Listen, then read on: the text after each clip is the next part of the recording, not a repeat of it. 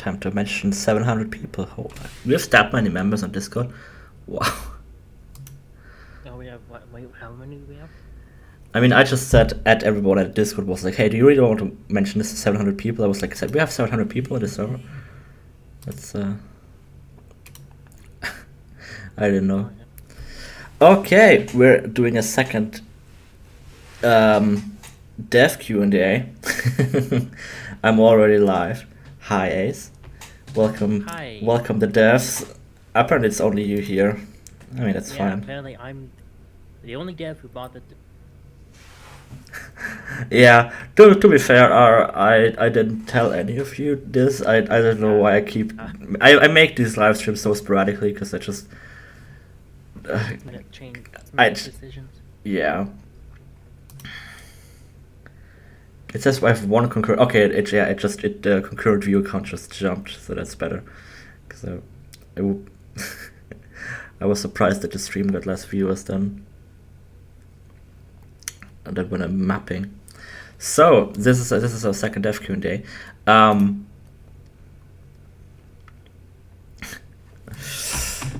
I added a little watermark to the bottom of the stream. I thought it was funny. So hey everyone in chat. Hi.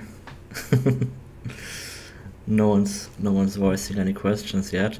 That's the thing with this mod, you know. When somebody asks us a question, we just answer it right away. But yeah. So I personally never feel like there's a need to do like a Q&A. But then there are also a lot of people that only follow us through YouTube or something, right? Yeah. They aren't on our Discord servers, and they've got no idea what's going on. I'm surprised that... I was checking the discussions the other day, and apparently someone had like no idea what the progress was, so they don't check anything but Steam. Yeah, I just wanted to mention that, like, there's people actually using the Steam discussions, and there are so many like threads. So many, it's like 2 or 3, I guess. Like, what's up with this mod? Is this dead? Or people even like reposting our ModDB updates, which I found nice. Because I never repost those on Steam. I don't know who really, like, how people follow that through Steam, but apparently they do, so it might be useful to actually use those. Progress bar, I'm good, thanks. How are you, Ace? People ask how we are. Oh, I'm doing good. Yeah. I got up early, make sure I didn't miss it. Ooh, yeah. For how old is it for how late is it for you now? Oh, it's currently 11:34. Yeah. Okay, I mean that isn't that bad. I thought it would be like 8 or something. Yeah, for me it's already almost the evening. So yeah, I also have this. Hey, that's me. I've got a webcam. I barely use it, but I thought it would be funny to just to have something moving in the frame when we're talking, right? So this isn't just a static background. The delay on the stream is incredible. Is it that long? Yeah, no, it took quite a while for your face to appear. I mean, I set it to low latency. I could also change it to ultra low latency, but it's not that. Yeah. It doesn't really matter that much, I think. Yeah, that doesn't. Oops, I punched my mic. I'm sorry. All right. How long is the stream going to be? However long it needs to be. I mean, I was surprised how long the last stream went, and I have all the time in the world. Alright, I guess let's read some of these questions then, which are pretty surface level, which is good.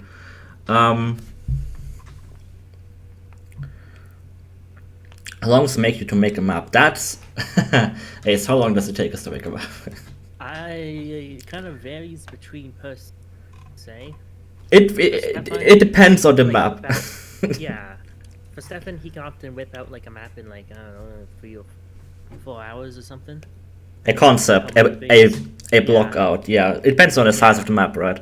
Like a test chamber, when the map is just a single test chamber, which is just a block out, then you can do that pretty quickly. Unless I'm having much difficulties with the actual like puzzle design, right? That can take a while. Yeah. And also it kind of depends on motivation. Like I like recently I've had a bit of a drought in motivation, so I would say. So the map I've been working on is taking a bit longer than it probably should have, but I'm getting the motivation back, so hopefully it'll be done soon. Yeah, I mean, motivation for me, motivation is one factor, but also like just the time. Right, I don't work on this. I can't work on this full time, so I always have to like find the like 3 hour spot to have in a day, and working for 3 hours a day after you've worked in an 8 hour, days can be kind of difficult. But sometimes when you have that like idea and you know exactly what you want to do, then it like can be. But yeah, to actually answer the question, it really depends on the map. Some maps have taken 6 years to finish. Like we've rebooted this, we've basically rebooted this mod over and over and over again, right? The thing we have now really started in 2020, 2019, 2020. I mean, even then we've made some changes, right? But we've not really cut anything since then. But we still have like little bits from like 2018, or like this map that I'm playing right now. You've all seen it in the on YouTube already. It's becoming hard to actually play maps on stream because most of them now have voice acting in it, in them. So I gotta be careful not to load those, which is a shame. This is an open. Yeah, so this map got started in 2018, and then got completely like redecorated. This used to be the like standard modern aperture, a lot of this like blue and yellow color palette, right? And then I completely like ripped out all of the walls and made it this more rocky, elemental, grungy, sort of more underground style mixture, right? Like up above we have the modern aperture stuff, and then down below it's a lot more rocky. I kind of wanted to show this visually, that you're like wedged in between the modern facility and the old facility, right? All right. I hope that answers the question. Oh, I can't. Can I? We can't listen to the music while I'm playing this, I guess. If I want to actually read stuff.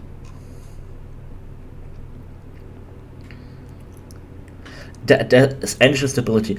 I mean, the thing is, so the engine is actually like, if you mean crashing wise, then the engine is actually pretty stable. Like I don't get many crashes, but bugs do occur, right? Because we're using like a development build of the Stratosaurus engine, which is not a stable build, and all bugs always arise. And sometimes I try to help fix bugs that appear, but it is often difficult since I don't have all of the context, right? If someone makes a change, accidentally breaks something in Portal Revolution, which obviously they didn't know because they couldn't test it, right? And then I noticed that feature. It's sometimes more difficult for me to then get back into the workflow of not the workflow, to if you work on code, you know how it works. But if someone else then notices a feature, they have to learn how the code works themselves, and that's always more difficult. But yeah, I try to help with the bugs that that arise in Portal Revolution. I don't blame them in any way for introducing bugs. That is just how software development works. But yeah, like crashing wise, the engine is really stable. Bugs do occur, but yeah, that's just how software is. You just gotta squash those. How close is it to coming out? What's your impression, Days? Closer than it was last year. It is, yes. So the 2022 release that was completely unreachable. It would have been possible if we were legally obligated to do it, and then we had to completely scrap a whole act and finish it in some way. But we want to do it properly. We want to actually get everything done. We want to make it good. We want to make it actually good. I've got a glass of water here. Yeah, so we're taking our time to actually make this stuff good. We can release it this year. I'm very positive to that, because right now we're actually working on, or rather I am starting to block out the end finale, and from start to end, you can play the whole mod, and now it's just the end finale that needs to be blocked out. And most of the game is already like decorated and already has voice acting. We just need to finish the 4th act. Like we still gotta like play test and then decorate, then write and do all of do a whole development cycle of the 4th act. Right, this 4th act is still really really early. Really kind of early. It's in It's in major production, right? Where you're blocking out all of the test chambers. But I think we've got all of the chambers that we want to do for Act 4 done. It's pretty much gameplay ready. We can always add more, right? That is the fun thing about Portal mods. You can always just add a chamber in between. If you're making something like Half-Life, it becomes more difficult to like just wedge something in there, because then you have to like connect up all of the bits again. But in Portal, you just go up an elevator and enter the next chamber, so you can you're very flexible in that way. So we're trying to reordering test chambers entirely if need be. Yeah, reordering is a bit more difficult if you've already added voiceover and stuff like that. Yeah, but yeah, you can also reorder them, which we've done a lot. like this act that I'm playing right now, Act 3. This used to be like the 2nd test chamber, way too early. This is now like the eighth. You know what I mean? 8th chamber or something. Oh, this turned off. Because we realized that we had to do much more stuff before this point.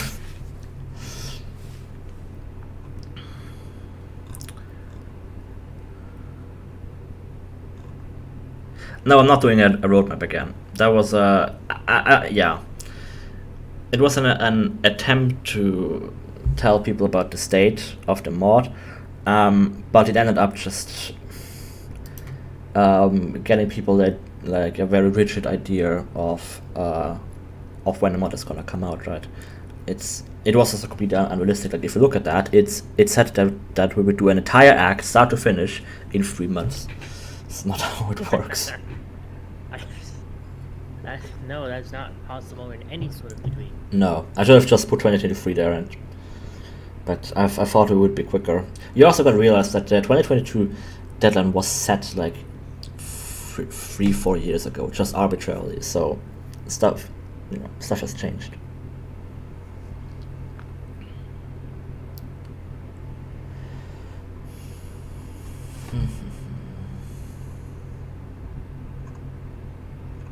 Yeah, I kind of lost track of where we were because that guy has posted the same question 3 times.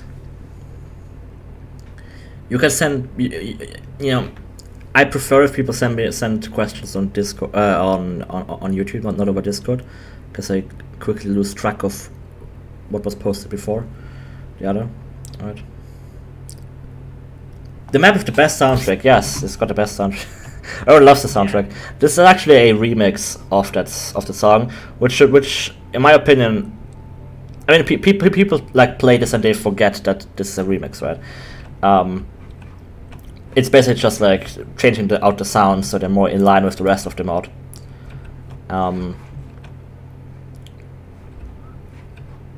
Yeah, that's the only reason. And also so it loops better, because Streson's tracks never looped properly. That was an issue, but yeah, Jared always makes them really loopable, which is great.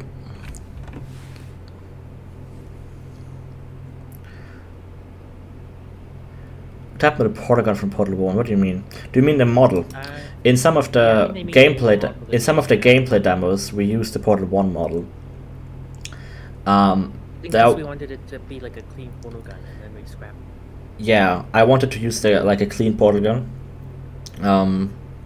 And we kind of just we made our own skin.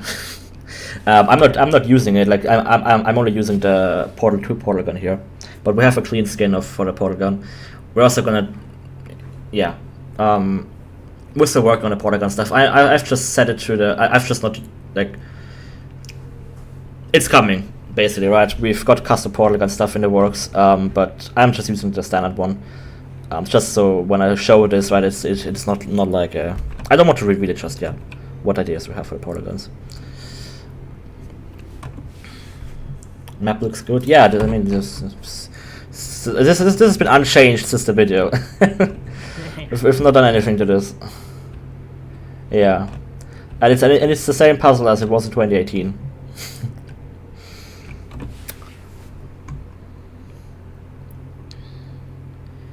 Entity transition mode. What do you mean? I think you're referring to a bug in such a source that I fixed for our engine branch. Localization other languages. Yeah, I think that's been a topic on the Discord server yesterday. Yeah, localizing in terms of UI and subtitles, right, is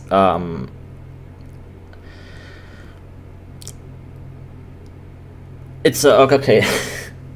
To cut my thoughts on this short, I'm happy to include as much translation and localization as possible, right?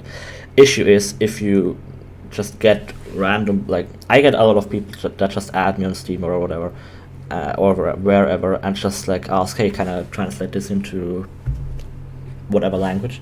And I was just like, yeah, I mean, first of all, right now the script isn't finished. So there's nothing to translate, right? But even then, I don't know if I just like trust random people on the internet to translate this mod, because then they can just like. So first, they could be malicious, right, trying to put crap into the into the mod. Second, if they're actually like trying the hardest, they could just like misunderstand something and like translate something incorrectly, or that like misses a joke, or that is just completely like incorrect, or they don't know English that well, so they misunderstand it. All of those things can happen. So ideally I would get a group of people for each language, right, so that they can all have like a back and forth and collaborate on that. Thing is that is effort to like oversee, and if you do that before the release, then you have to make sure that none of these people actually leak the script before release.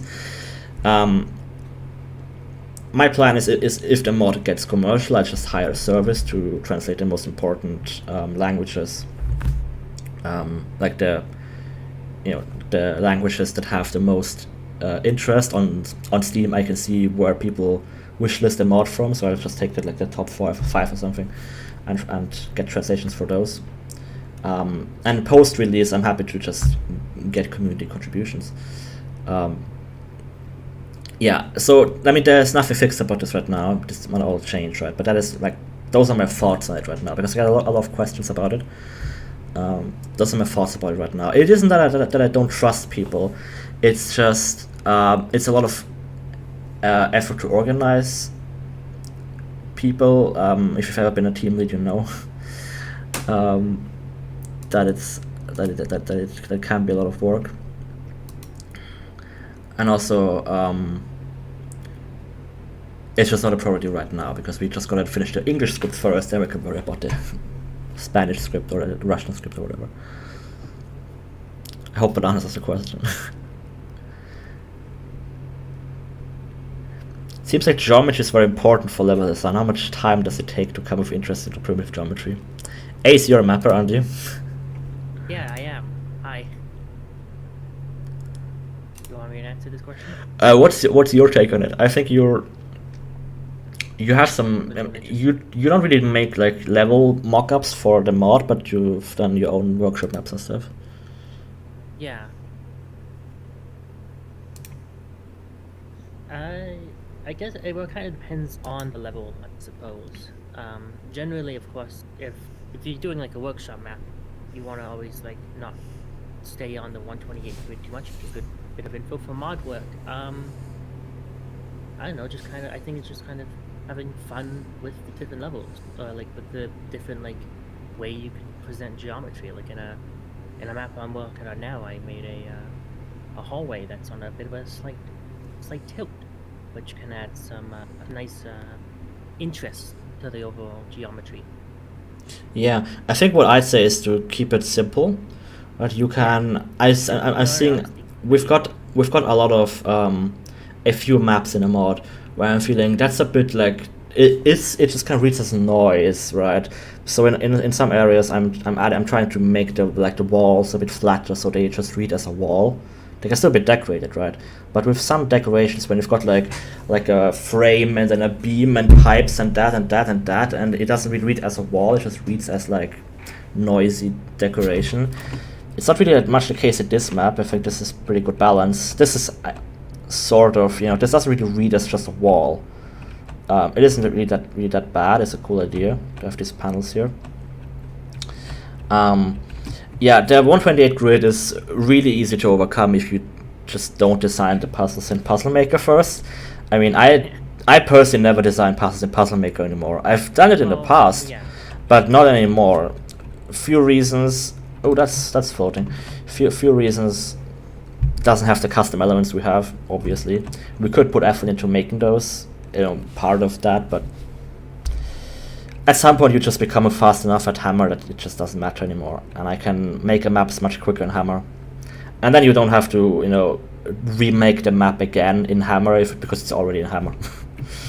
Yeah. So the way I like block out the maps is I just start like laying down basic floors. I call it a skeleton map, right? Where you've just got it's just a big black box, and then you just put in the floors and walls that are important, and then you make it solvable, and then you start adding in all of the decorations at the sides and filling in the walls, right? I feel like that also makes it better. Like I find it easier to work that way, because if I'm working on like a dev texture, like fully boxed in room, right? I'm kind of like in my headspace. I'm always locked to that original shape of the room, and it's much harder for me to just like delete a wall and like imagine that there's like a hill behind that or something, even doing overgrown. I quite like the skeleton map design approach. For this, I mean, this isn't really interesting geometry. I guess the few ideas here is that that there's like this concrete little block where stuff is like mounted on, and there's all of this stuff at the bottom, but that is more decoration than actual block outs and like geometry, right? But I'm trying to, in my when decorating, I'm trying to have different like areas that are visually distinct, right? Like this room with its yellow borders and it's like very cool lighting is very distinct from this here, where it's like a concrete rock that stuff is mounted to, which is different to this, where it's just this like block that's carved out of that other block, and it's like on pistons, and it's different from this bit where it's a lot more frameworky.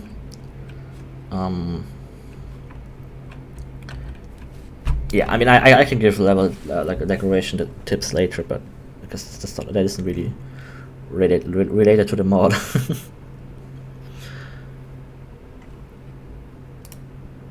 long we're streaming already? I can't see that.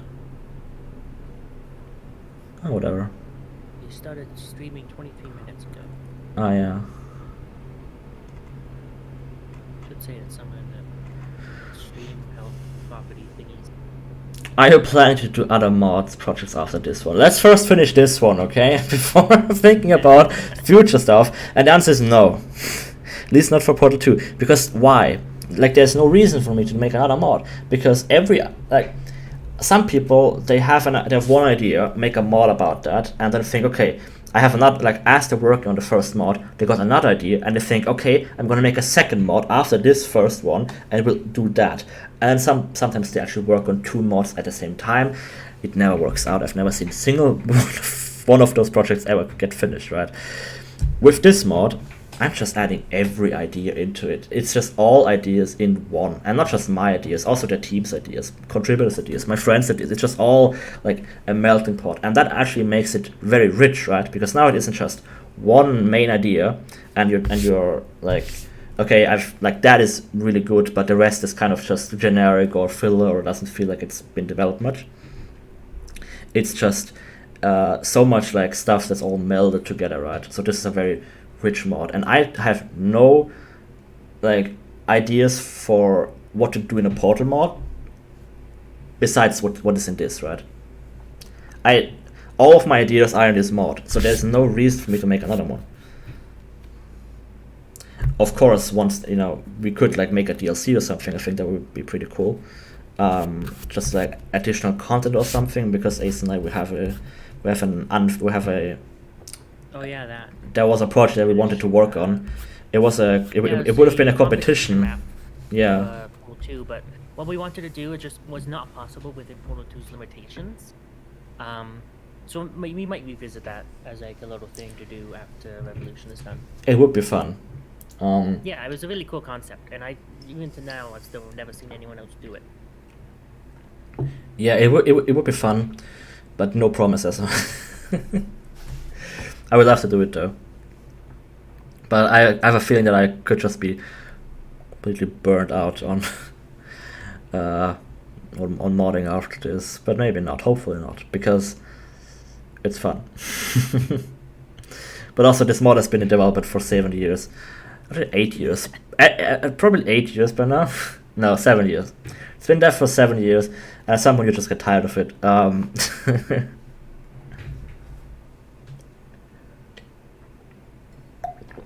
Question: is Shell fat?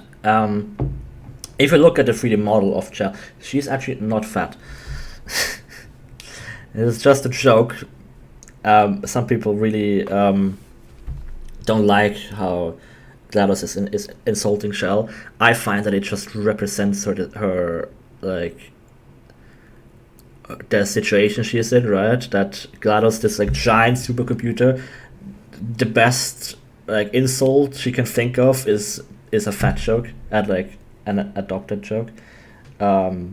Right, that is just how desperate she is to get control over you. That is how I see it. And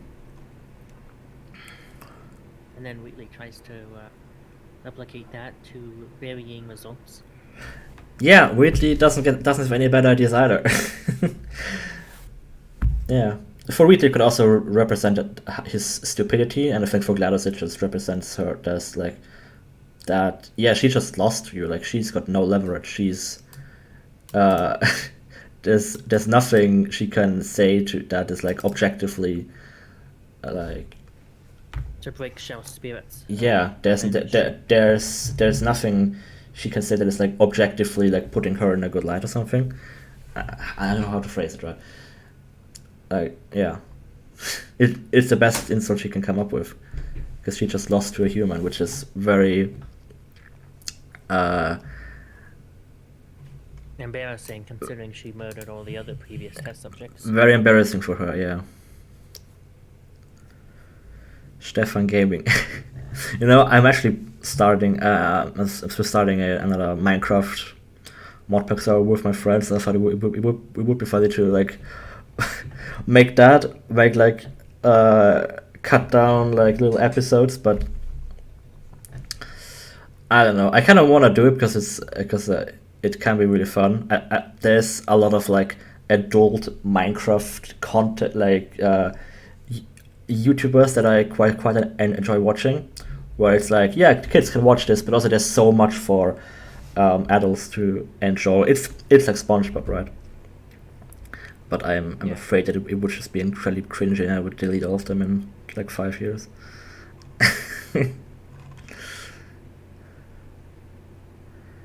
You said you did a question on Discord, yeah. I'll first read out the rest.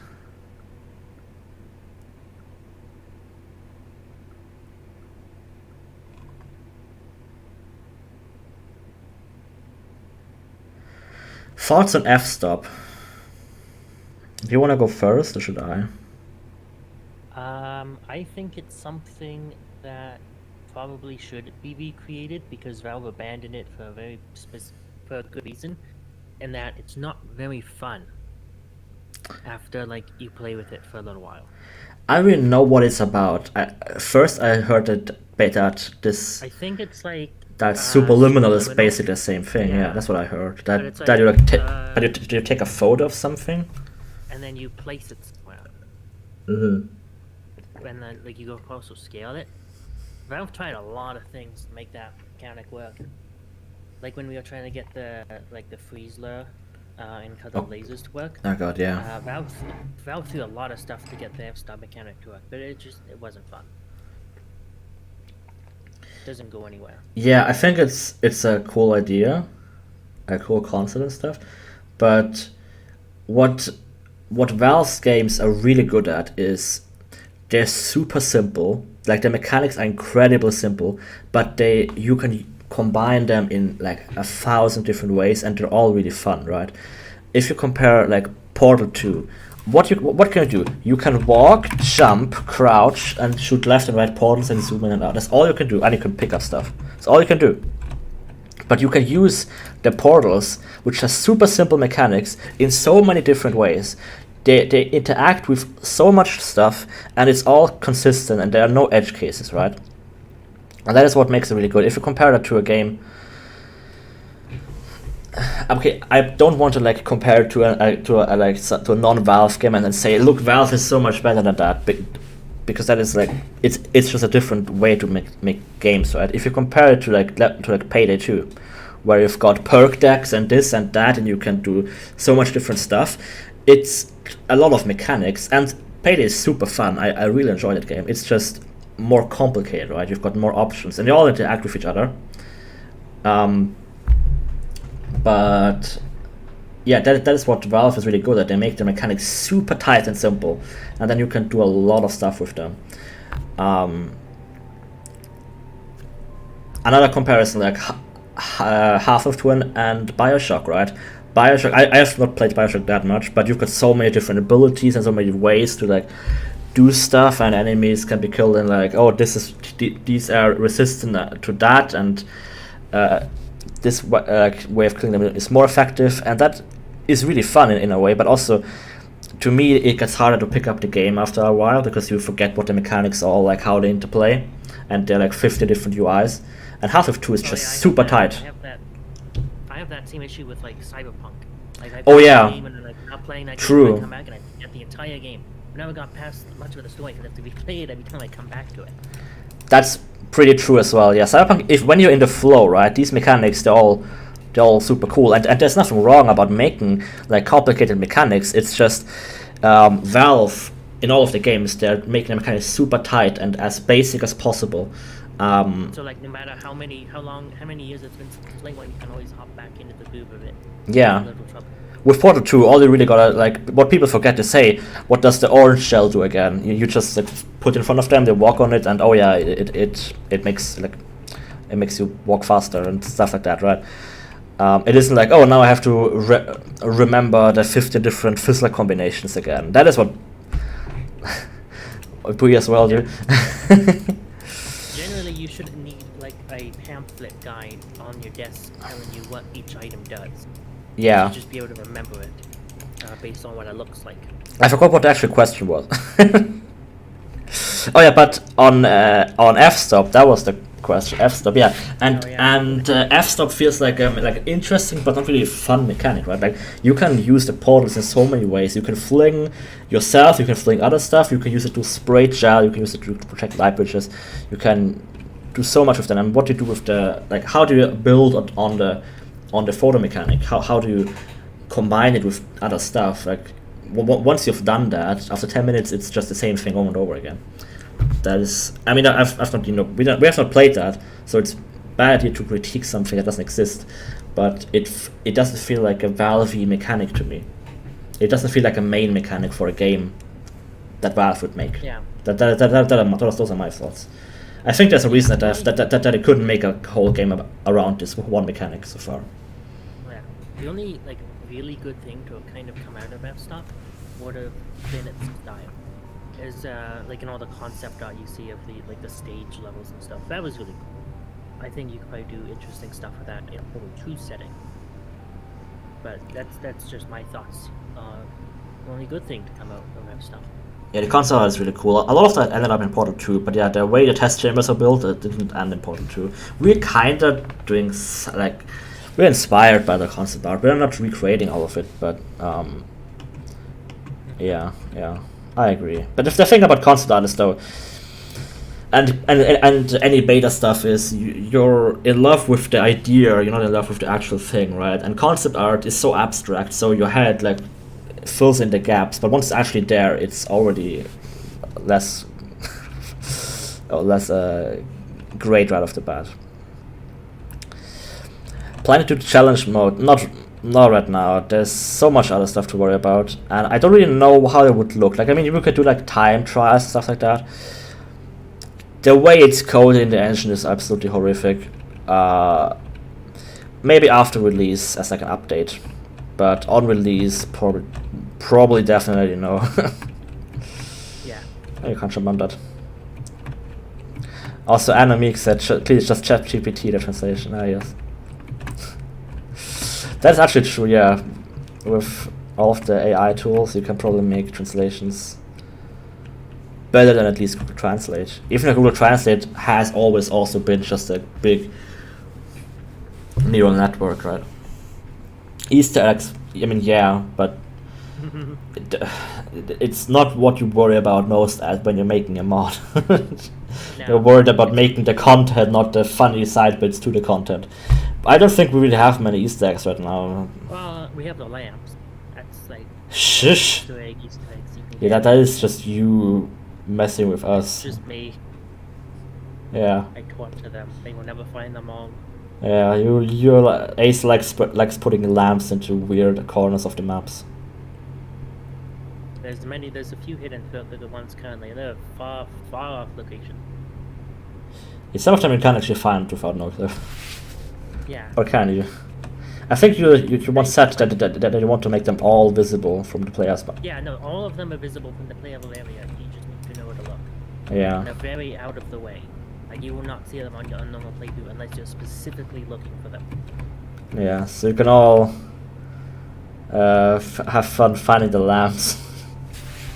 One day, I keep saying to myself, one day Stefan's gonna play this mod, like, 3-4 years in the future. He's gonna find a lamp that he never knew was there. Probably. Hopefully. Hopefully. Just randomly add lamps everywhere. How much humor will be in the mod? So I'm the writer, I can't judge that. Ace were to use a haven't played heard. I need to replay the game again, but I think Yeah. there's some funny moments. Yeah, I think Yeah. it's hard to like say yes. I wrote the funniest lines in the world. But sometimes even I chuckle hearing my own lines, which is partly me thinking that my joke is good, because I'm mainly writing all of this stuff, and partly just the delivery of the voice actors who are so amazing. Oh, yeah. Like I write a boring line and they just knock it out of the park and make it super funny. It's great. Yeah.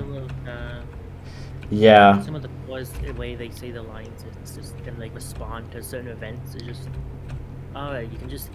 it brings them to life so much. Oh yeah, I feel like our characters are pretty strong. They've been really heavily developed. Like I didn't just want to have one-dimensional generic characters. I wanted to have them really have a lot of facets, multifaceted characters who have I don't know how to explain it more. Would make interesting characters, and I think they have a lot of facets, which when I write stuff, to me I can really feel the characters. I can really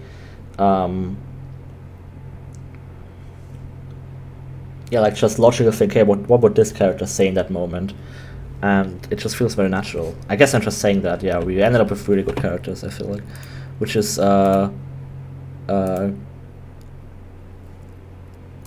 we ended up on those with with good contributions from Ian, who worked on Potter's with Mel, and then you might know him.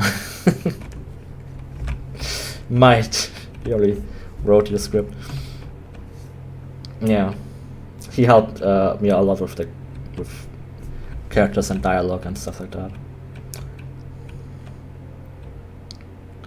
I mean, the thing with jokes is you're not just writing like thinking, you need to come up with a joke and write in a joke book. That you can do that, right? We have a list of just jokes.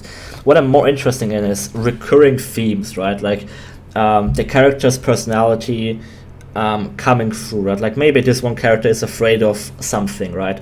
And the first time that character is exposed to this fear, they have a certain reaction, and then later they grow and react differently to it.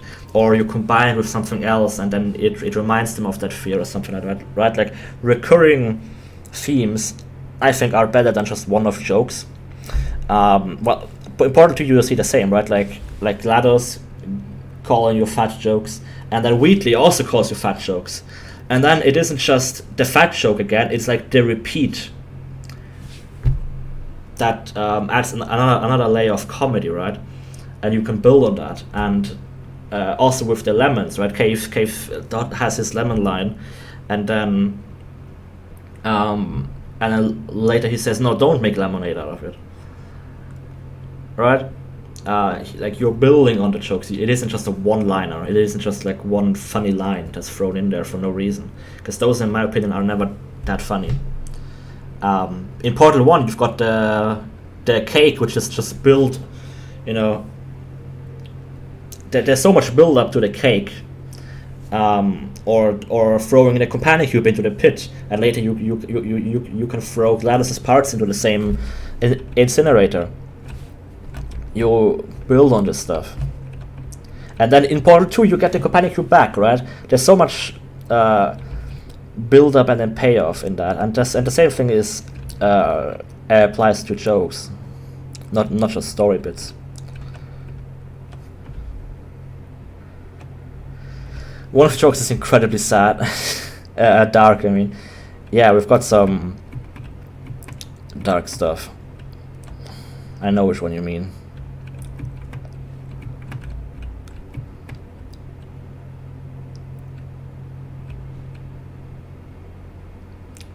Lighthouse is real. What is that?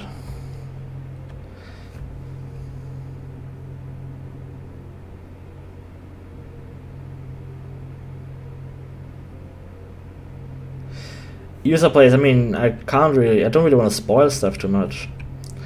I don't also really know what your question is. I kind of get what the question is, right? A lot of stories aren't actually stories; they're situations where a character finds himself in a situation, has to like fight their way through it. In a story, there is like character development, and in the end, the character learns something and grows from that. The mods and there's nothing that makes one objective better than the other. I mean, most war movies are just a situation that the character finds themselves in. Half-Life 1 is just Freeman finds himself in this situation, has to escape, right? Portal 1 is just Shell finds himself in this situation and has to destroy GLaDOS to live.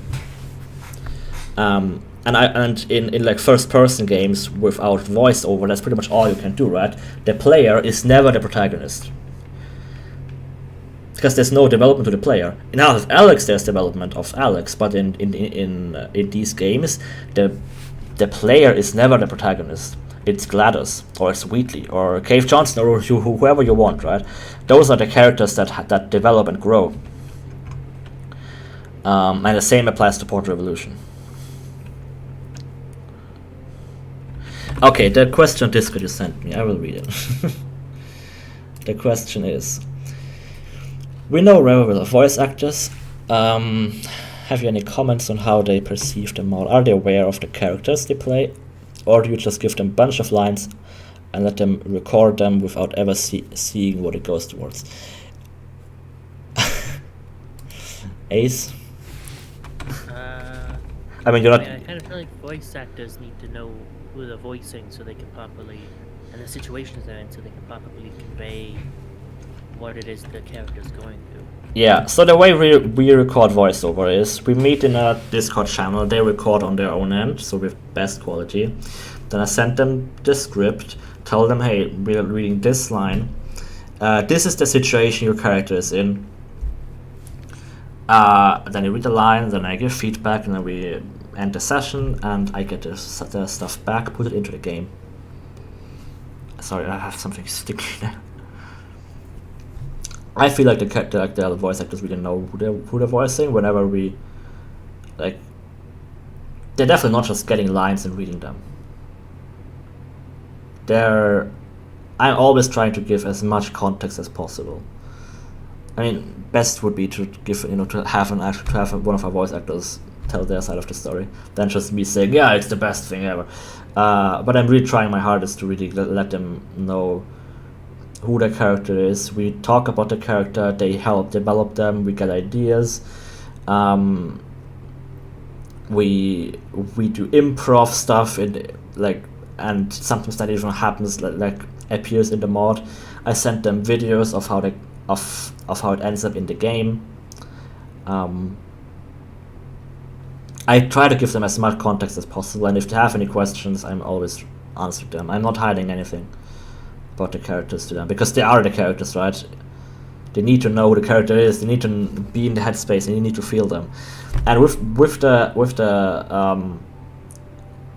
deliveries that I'm getting, yeah, they're killing these characters. Like, not in a good way. I love the voice acting. Yeah, I always want to show it, but I want to wait for a proper trailer to show that. Will there be an antagonist? I mean, the mod is very similar to Portal 2. But yeah, of course, there's a... Yeah, this mod has a story, so there's an antagonist. But without spoiling, in this mod there isn't just like, in the story, just like an inherently evil character. They've all got flaws. They've all got many facets, and their actions understandable. Right.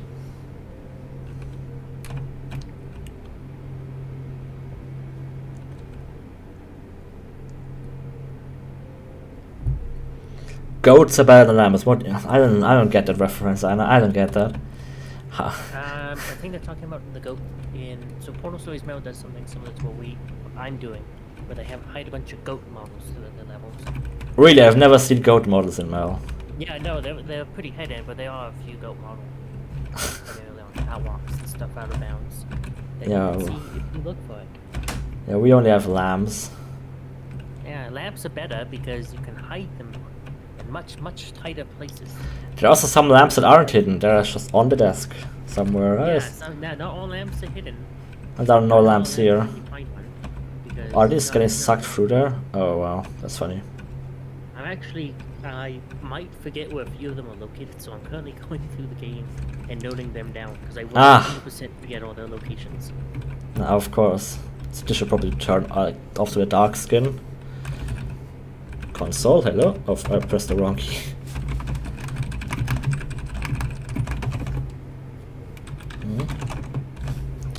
Hello.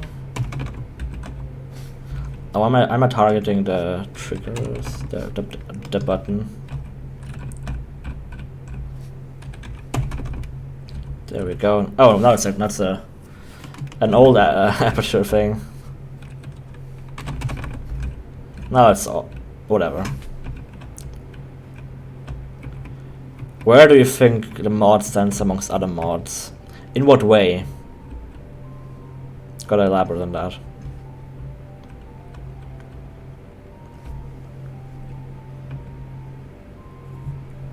I feel like I should open another map, but I don't know which to open, because I don't want to.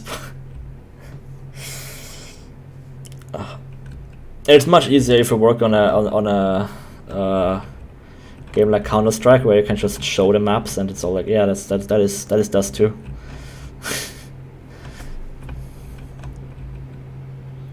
What's another map that's shown up? Lumber, but that already has voiceover. What about? Well, I guess you could probably do. Everything in Act 2 is voiceover now. We've only got a few maps in Act 3 and Act 4, but Act 4, you know, I don't want to show that yet. Well, you've technically already showed one chamber. Yeah, exactly. But I don't really want to load that right now. The Sky one, that has voice acting now. Can't show that. In quality and story engagement, to be precise. It's kind of an asshole thing for me to say this mod is the best thing ever. It's so much better than all the other mods. All the other mods suck. I can say what I'm trying to do with the mod. on Steam so far of Portal 2, there are like two types of mods, right? There are story mods, Portal Story Smell, where they don't have really any custom game mechanics. They've got the Death Fizzler, but that is really just two fizzlers combined. It's not really a custom mechanic in my mind. It's just a prettier version. It's more like a reskin. But what Mel has is it has a lot of different areas. It's got the whole progression. It's got characters. It's got story. It's got all of that stuff. And then there are mods that are more mechanic focused, like Portal Reloaded, Aperture Tag, Figging with Time Machine. What else is there? Those, I guess those are the three. Xor's a Portal 1 mod. Yeah. I'm talking about Portal 2 mods right now. There's really not a lot of Portal 2 mods in the grand scheme of things. Yeah, but yeah, those three are very mechanic focused, right? Where they've got a really cool, interesting new mechanic. Then they make a campaign around that, but there's not much in story, in visuals. I mean, they've got interesting new visuals, right?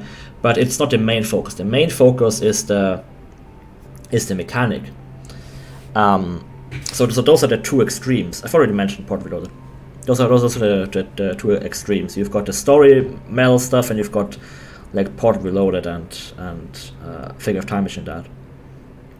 And in Portal Revolution, I'm trying to do the middle, where we've got all of the story stuff, and we've got custom game mechanics, but we don't have a game-changing, like overarching like in those mechanics mods. You've got the time portal, you've got the time like tablet where you can like have a clone of yourself in Figure of Time Machine, and the paint gun. Those are like overarching changes, right? It's basically like a new portal gun, or not even a portal gun. In Portal Revolution, we're using the normal portal gun, so this is a normal portal mod. But we've got custom game mechanics like the fizzles, like you've seen all of it already, right? So we're trying to do a lot more with gameplay than Mel did. Mel like had very Portal 2 standard mechanics, just for everything. We're trying to add some new stuff to it. Also try to develop the story. That is what I am trying to do with the mod, to have like a mix of all worlds. Yeah, so it's probably going to be the most like well-rounded experience out of the mods, because if you play Mel and you're more interested in the mechanics, then you'll probably like enjoy Portal Reloaded more. When you play Portal Reloaded and you just find the mechanic confusing, you're not gonna enjoy that as much. In Portal Revolution, there should be stuff for everyone.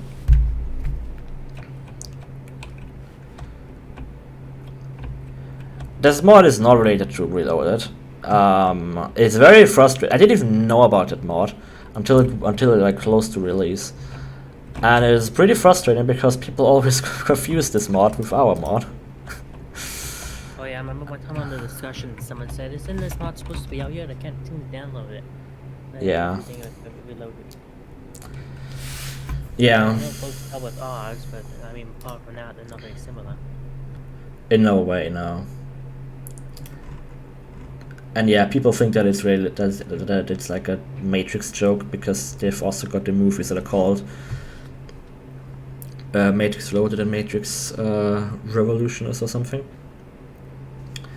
But no, that's just a coincidence.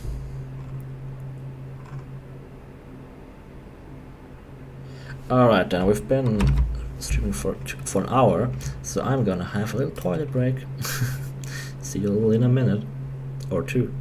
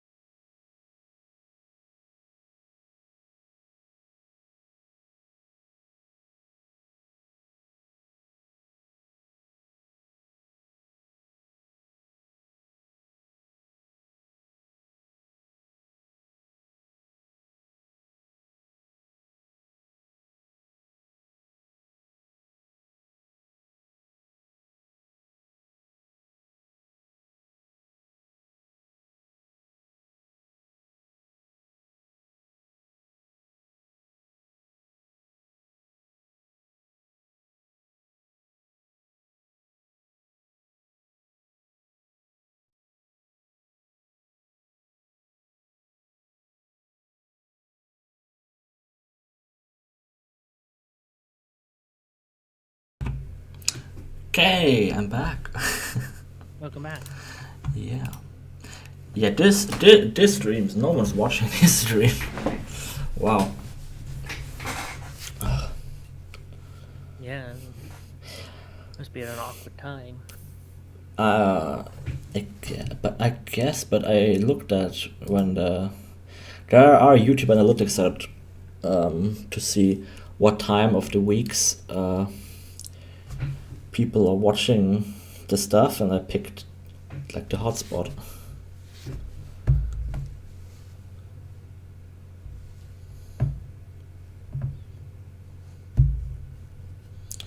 Are there any more questions?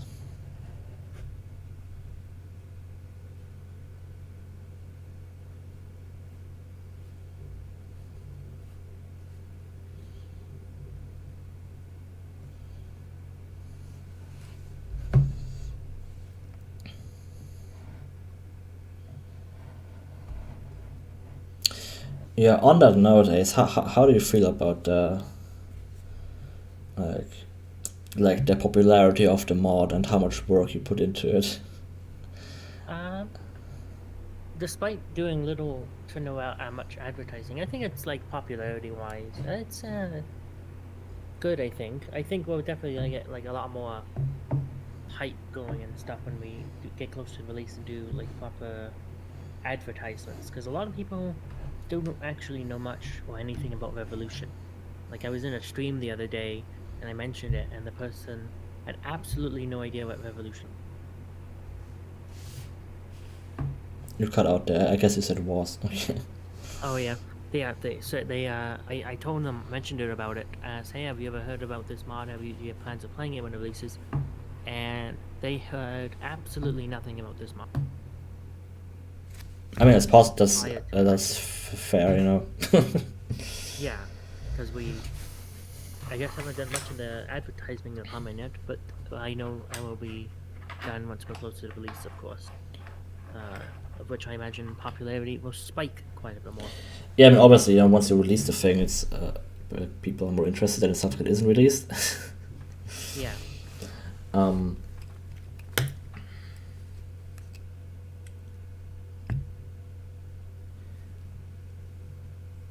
Yeah, for me, it's sometimes a bit difficult to get myself to work on a mod, because I feel like no one cares about the mod, no one's gonna play this, it's just a waste of time. But it's just so weird, right? Like, oh yeah, Lambda Generation makes a video about the mod, which gets 100,000 views, and is their most watched video that they've ever done.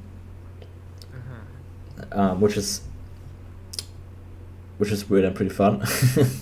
Yeah. And then we still only get 9 people in the stream. Yes. But then you compare that to like the amount of wish lists we have, and then that's quite a staggering number. Yeah, but then P2C has like 6 times that. Yeah. And I'm like, what? Okay.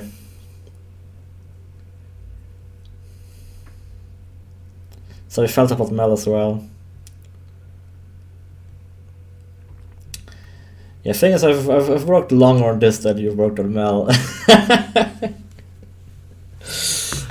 Well, like I always just think if Reloaded, with its subpar quality and stuff, did really well, then gone on like gaming news sites, and anyone played it. I imagine great things for Revolution once we released.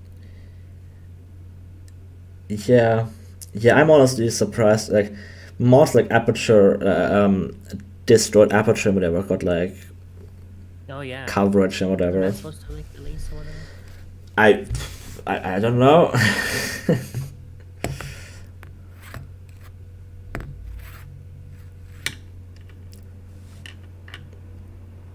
Yeah, I mean, I feel like it's just a case that in general, right? It's hard to get people excited about a game that isn't released. Yeah. Especially if you don't do any sort of marketing or anything. I mean, it's my absolute how to say this properly. I'm not good at marketing stuff at all, and I'm not even trying to like make this more popular right now. I've got my Vsauce pen.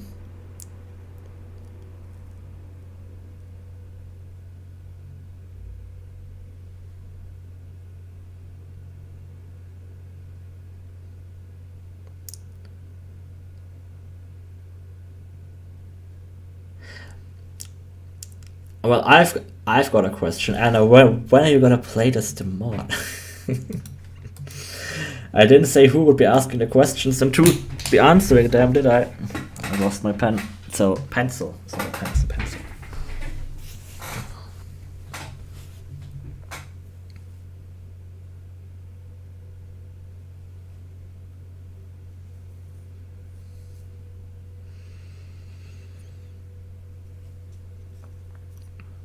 To me, it's a really exciting time in development right now because we're actually like getting close-ish to release, right? I mean, it isn't like 2 months away or something. It's still a lot away. Yeah. But you can now actually start from the beginning, play to the end. There's no finale right now, but everything in between is all like basically there. Still need some decorations and stuff like that, right? Yeah. But the shell is there. And this mod has been there for very long. And we've never reached, like, it's always just been, like, working on the same 2 acts for years and years and years. Scrapping everything and doing it from scratch again. Now we've got those done, and the 3rd one there, and the 4th is already in development. It's getting, I can't really comprehend. I can't really comprehend finishing this mod. It's really weird. Yeah, no, like it was in development. Even when I joined back in 2020, it was such in a state of development that it felt like it was going to be in development forever, and not much was really going. Like stuff was going on, but it never really felt like much work was being put in. Like we were like advancing. It was almost like a development hell, I want to say.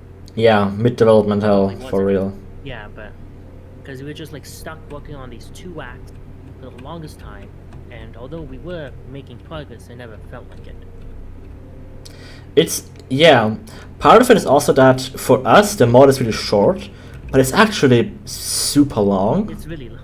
Yeah, it's really long. It does not seem as long as it is, but when you sit down and you play it, it's probably gonna be a 14-hour game for some people. Yeah, it depends how good they are on some of puzzles, but yeah. My dad's been playtesting. He's been playing for 6 hours, more than 6 hours, and he's not even halfway through. Oh boy. He's like at the end of Act 2. Oh wow, 6 hours to get Act 2. Yeah, that's a long time. Yeah, and he didn't like play it that slowly. He wasn't super slow. He was like looking at stuff, looking around, appreciating everything, saying, "Oh son, so this is what you're doing," instead of like doing your school homework. Yes, it is, or it was, and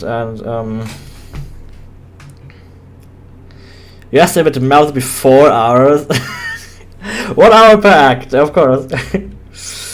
I mean, we said we're gonna have 4 chapters, now we've got 10.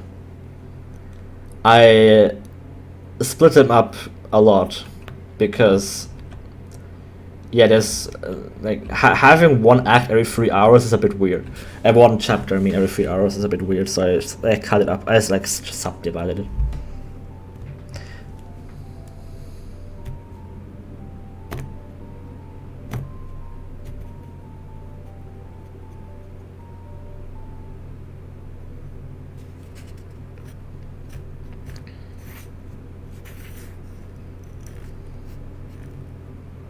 Oh, I guess I already answered Nerdlington's question then.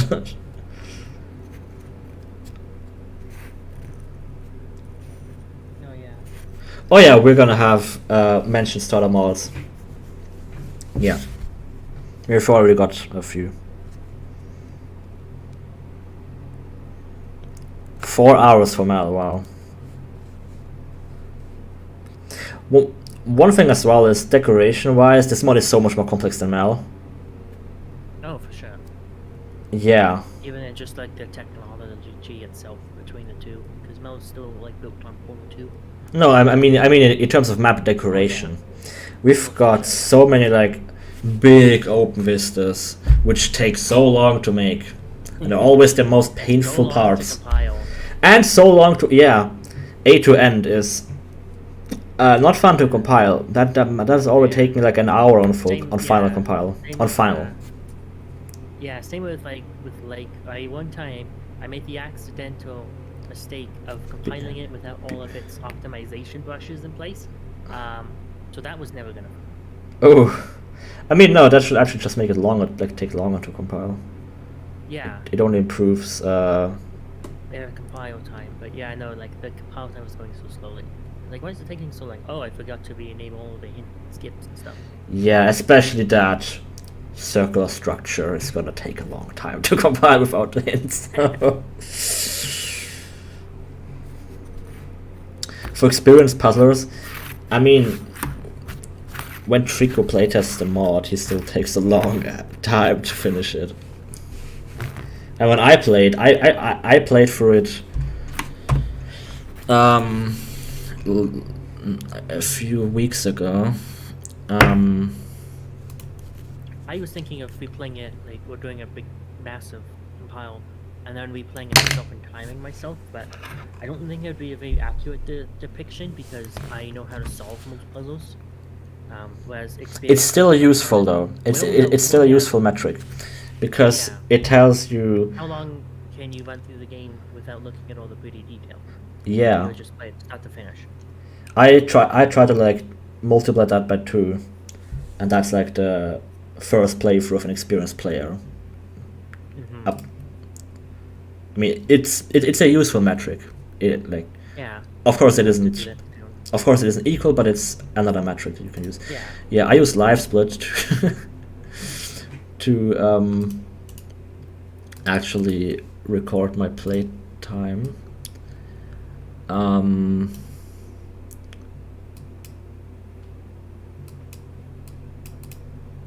Real time took me 2 hours to finish the whole thing. That's, for knowing how to solve all the puzzles isn't bad. Yeah. So it's certainly still quite a while.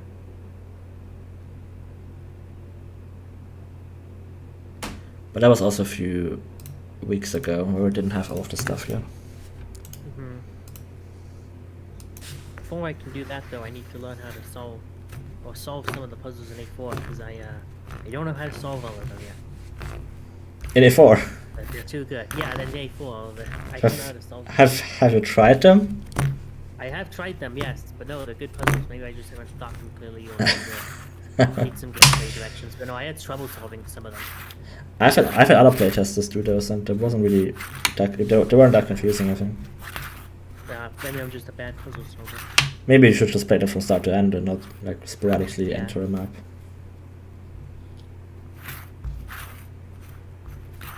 Need to recompile all the A4 maps.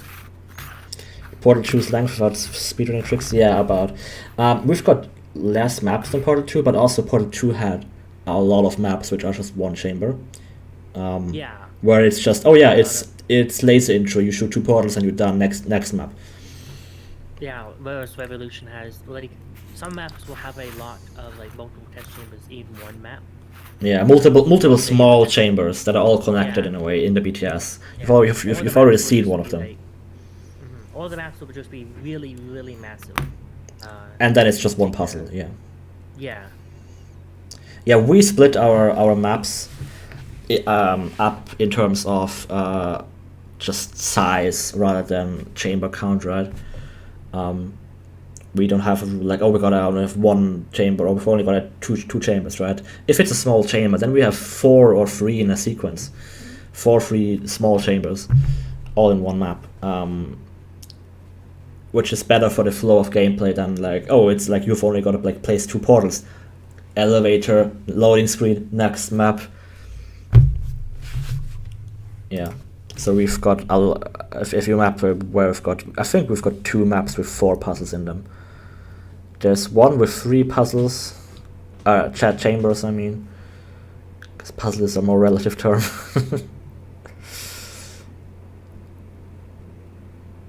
We don't use it at Adhesion Shell. It's not a great test element. Yeah, I think it has some uses. It's got uses, but we're not using it. Nah, it doesn't fit this mod. Yeah, I've experimented with it, and it's just, yeah, I've ran into the same issues that I heard. First of all that, but also just from a gameplay standpoint, Valve talked about how it's difficult to like spread, right? You would have to have like a massive wall or something where you like spam the portal to paint the wall, or you always have to pre-place it. And in both cases, it's kind of unnecessary. Yeah, it would probably go much better with like a paint gun mechanic. Yeah. Because then you can spread it much more easily. Yeah. But yeah, we don't use it. We've run into the exact same issues as Valve has. And instead of trying to, go for a year of R&D about that, which is cutting that, using what we have, we've already got a lot. And yeah, I mean, right now, I don't think we have any filler or much filler. It's pretty much, it's a lot of substance. It's a lot of new stuff that's being introduced. The Adhesion Shell is cool, but it'd be like us trying to shoehorn that in. Yeah, just for the sake of it, just because we can do it, right? Yeah. It doesn't really have any purpose. It's we could make it work, so there's no reason to use it for us. It's one of those, it's like FStop. It sounds fun, but once you actually try to make stuff with it, you kind of start noticing its limitations. Motion sickness, yeah, true, that as well. It isn't really a deal breaker for me. It's more that I just what do you do with it? I think the issues that maybe Valve ran into was they were probably testing it in a very plain environment, so you can't tell which way floor is. I would have used it in overgrown. Yeah, doing it overgrown or an underground thing with a bunch of cables and stuff, or just ways to tell where the floor is, can definitely alleviate motion sickness by giving players a fixed point to go off of. Well, I remember messing around with it not motion sickness, more disorientation. Yeah. If you've got a destroyed ceiling with plants hanging down, then you have got a point of reference as to where you are in the map. But even then, it's still confusing. But that wasn't really the reason why I didn't think we should use it. It's just I couldn't really think of anything to really do with it, because whenever we are thinking about a new mechanic, I'm thinking, well, how could we replace this mechanic with existing mechanics? Because if this new mechanic is basically just a different, just a new version of a catapult or our light bridge, then what's the point, right? And that wasn't really I couldn't find a use for it. I think we've already said why. we're just repeating our points. I think we've got a purple pipe somewhere that with gel flow. I guess that's an adhesion shell is there, because adhesion shell is purple, not green.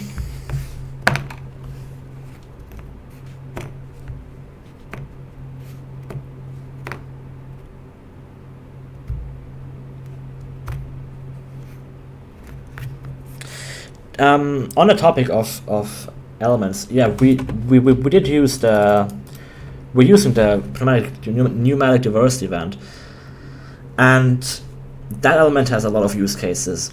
When you first experimented with it, just sucking in stuff isn't really that interesting, right? Because you're just losing objects. You just once you've done a turret suction course, that's all. It's not that interesting anymore. And here we have an output, They actually used that in the gameplay video where they like just put turrets in a loop, right? They don't really use it as a test element, like as a actual mechanic. But yeah, then I thought, hey, what if you like shoot it out and you have to catch it somehow? And that's how this puzzle was born. And we've been using this mechanic of input and output a lot. And that made the mechanic so much more useful. And then having like adding the gel flow stuff, so you can have gel flow through it, also makes gel more versatile, because now you can transport gel in a very controlled manner through the environment, right? And yeah, I've been like doing puzzles with these has been so much fun and so interesting. We've got a lot of tests with these that I think are really cool. And yeah, this like checked all of the marks. We can't just easily replace this with a catapult or something, right? And here we're using the suction mechanic to get rid of a cube, and then also we use the launching mechanic to catch it again here.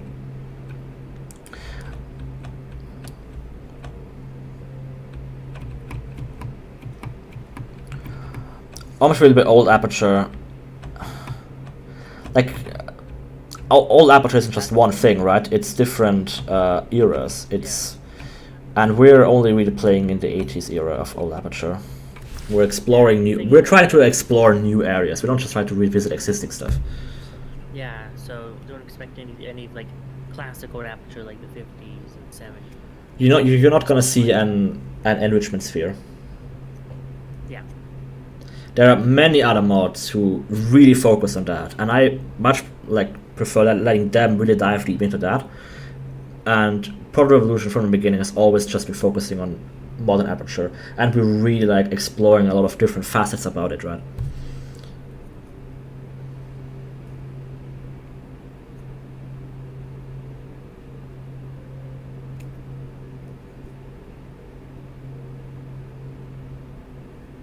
Losing stuff in vents.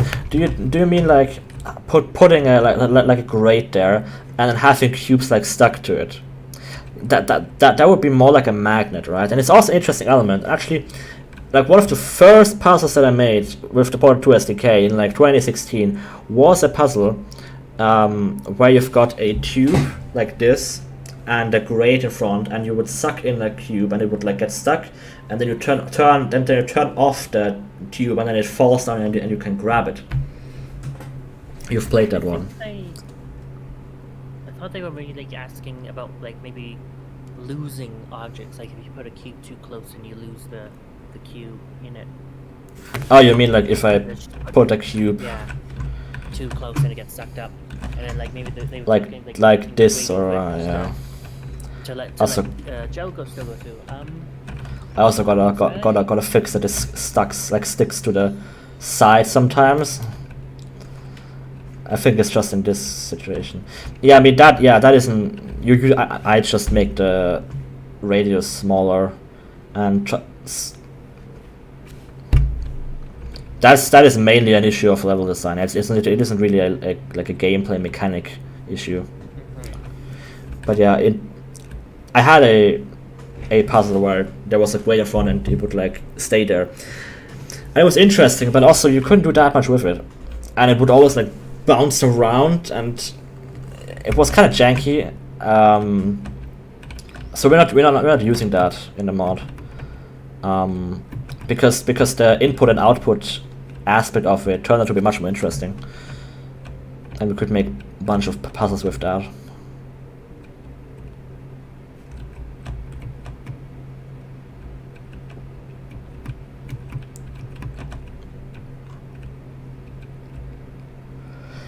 One thing that nobody will ever notice is all of the fixes we've done to assets, or just like all of the custom assets we've been collecting over the years. It's crazy. Oh yeah. Yeah, I mean even just the fizzler. This fizzler in Portal 2 has a broken self-illumination mask, so it would glow in the dark. Like, okay, yeah, you want that to glow in the dark, but this would also glow in the dark. I fixed that. It's not a huge change, but it still took like a few minutes, and that has been done to so many assets. Like we've got proper cube maps on the black metal. We've completely remade the white tiles. This has been edited to have both sides in it. We've got a big set of custom tiles like that. This is a custom prop we've got from somewhere. We've got dirty skins for that. I fixed the collision props on this flange prop, which I should actually put into the maps. The cube has a new skin. It's got some better bump on it. So the creases actually like show the bump in the on the light. That there's so much like little stuff, little fixes that I tend to forget about. This is a custom asset. That one, that's a custom material. And it's also got an SS bump map on it.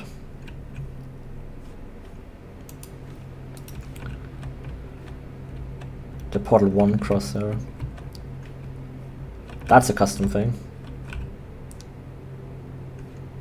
That as well. That sign.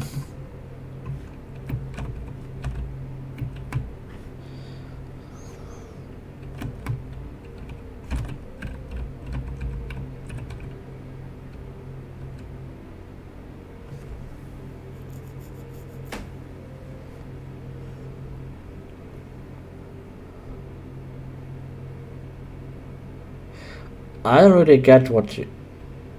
I don't understand, Gregor. I mean, you've got two vents.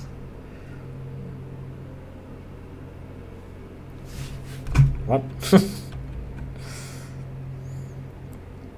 they're talking about I'm sick of only this two music. vents, one that sucks, one that blows. Yeah, but how are they positioned in relation to each other? I imagine it's like classic workshop maps, like the way they use vents. Like you'd have it like being sucked into a portal, but like there's grading over the panels, and then you would have it, and then you'd switch the portal below it. So you have the grading over the portal that the cube would get sucked through. Yeah, and then you like replace it, the other portal, with the one that's blowing, and it like launch it across the way. Yeah, that is also interesting. We're not really using that. I mean, it's already like doable. I've seen it in a workshop. I forget which one entirely, but I have seen it. It's interesting. Yeah, actually a place to put in the mod. I've had experiments with that stuff where you've got grating over every portable surface so the cube doesn't go through it, and that is just really awkward and weird. I've never liked that too much. And it also doesn't work well when... It's also buggy. Sometimes like cubes go through at high speeds, but... Yeah, and sometimes if you're on lower graphical settings, the like grading becomes really hard to see through. And it looks solid. Almost, I've had some people had issues with that in other maps of mine when they play on low graphical settings. They can't see through the grading from far away. Yeah, interesting mechanic, but yeah, we're really exploring this stuff a lot, and also the gel flow, which is something you couldn't do in Portal 2. At least not with flowing gel. You can do it. My first experiments with having gel flow through pipes was actually just using the bomb, the paint bomb. It's coded differently, so it's actually a physics prop, and I just parented that like to a track in that pipe, and we then catapult it out again.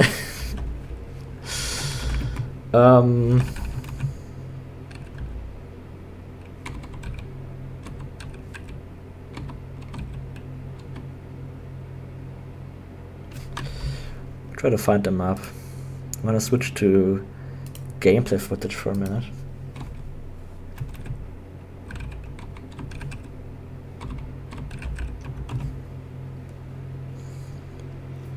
I made a test map. I don't know if I have it compiled.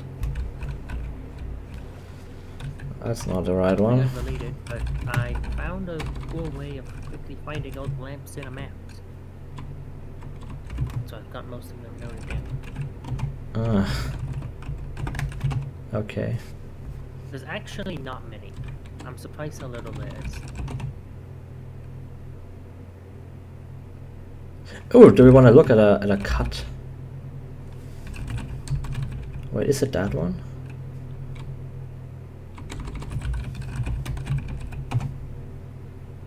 Map is called vac-tube gel. That might be it. Yes, it's the right one. Ha ha ha. Yes, this is a fun map.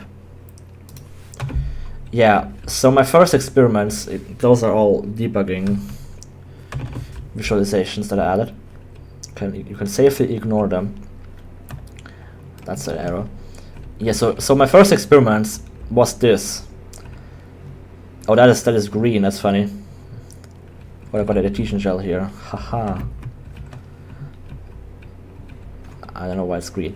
So yeah, I would parent, like I have a path track in the pipe here, and when the blob enters the pipe, I parent it to a track train that would then move along here, and at the end it would catapult it.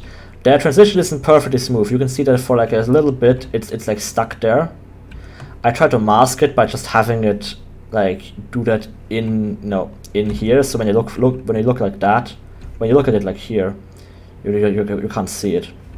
That was the first idea, and then I programmed a custom entity which would spawn tractor beams in a path that are invisible, right? So these are all little tractor beams that are invisible that just carry this cube along a path, and it would end here.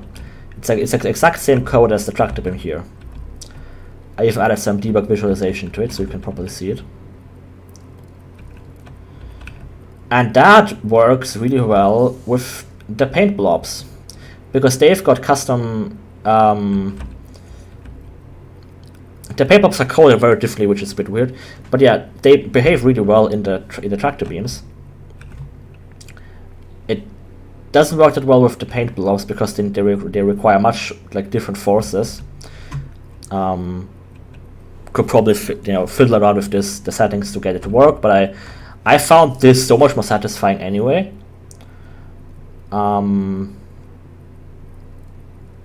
I couldn't get it quite reaching there in the test map. So yeah, and that was so super satisfying and much smoother than just the blob. Oh yeah, now it's messing up because I've got two blobs that are trying to use the same track train. Let's quickly exit that. We can actually look at a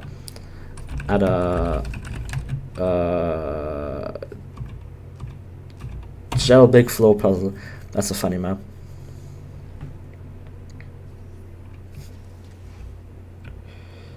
Here's a cut puzzle that we're not gonna use. So this is what happens when. I remember this map. Yeah. So this is what happens when you've got ideas of like map moments, but no idea how to combine them. Yeah. So then you would like suck in the turrets there, and then they would bounce on there, and it would be fun. Turrets are always fun.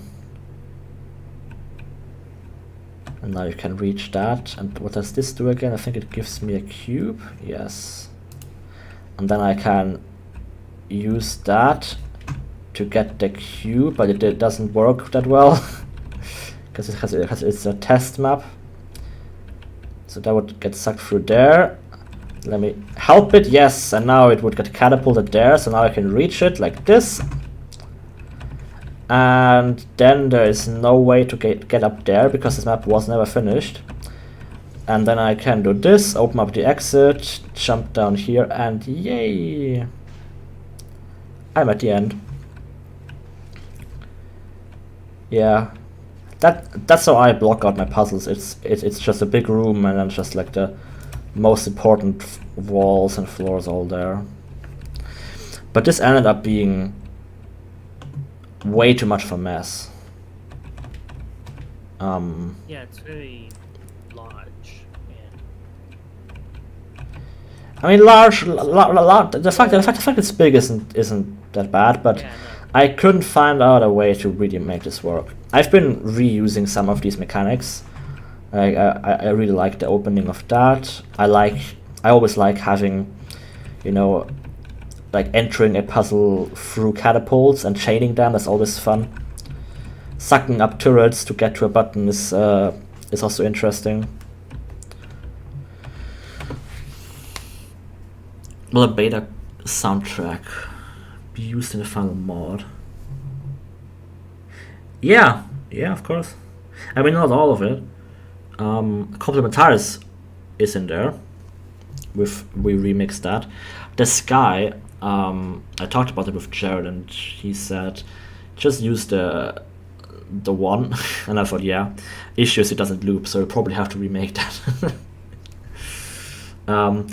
Yeah, we're trying to remix as much as possible, and we've already remixed like 3 or 4 tracks,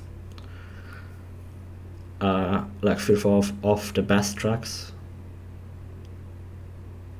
Yeah, we'll probably also just make all of the beta soundtrack available, because if we're not using it, other people are happy to use it in their stuff. Otherwise, it was just a waste of time. I mean, you always learn from it, but yeah, Strasman seems to be up to just releasing it all for free. You hear about the licensee build leak? No, I didn't. Contains PDB files.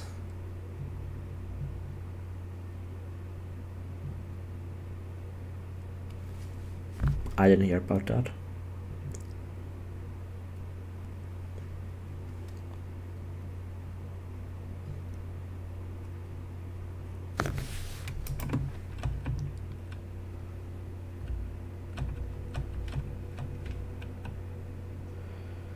I can say the licensee build isn't that interesting.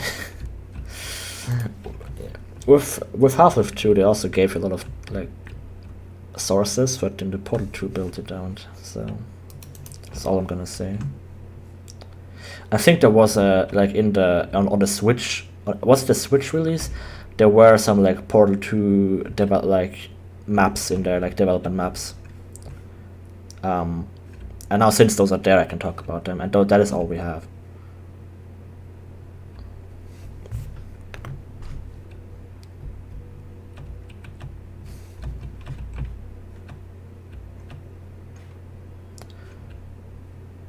Also, matter that this is like the 10th iteration, right? There were many other. I think one idea I had here is that you would like switch the tracks here, so you would like have it jump up or something. It was weird. It just turned out like it just turned into like Pipe Mania or something. It wasn't that fun. Because I'm trying to avoid puzzles where you're just like standing in like this control center with like 5 buttons and you're just like controlling this, and you're not using your portals at all, right? The game is called Portal, so you should actually use the portals. And with this stuff, you just ended up like redirecting pipes. It wasn't fun. Oh, I opened Steam.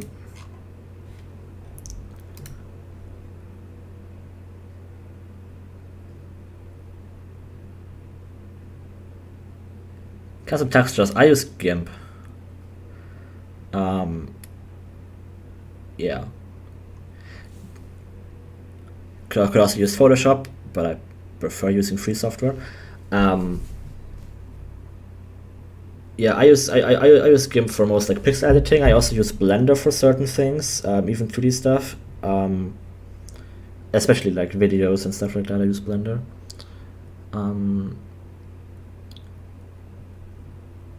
Other like people that make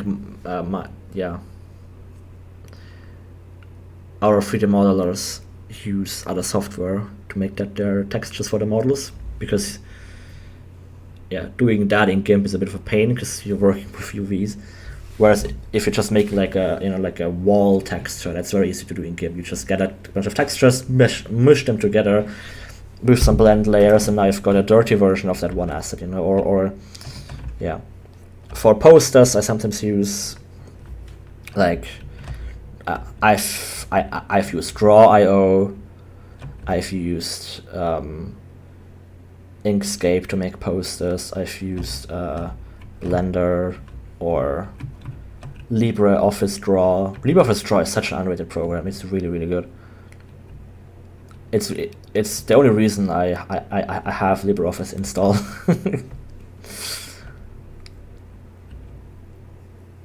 How do you make lighting look good? I should make a tutorial about that because people keep asking me that.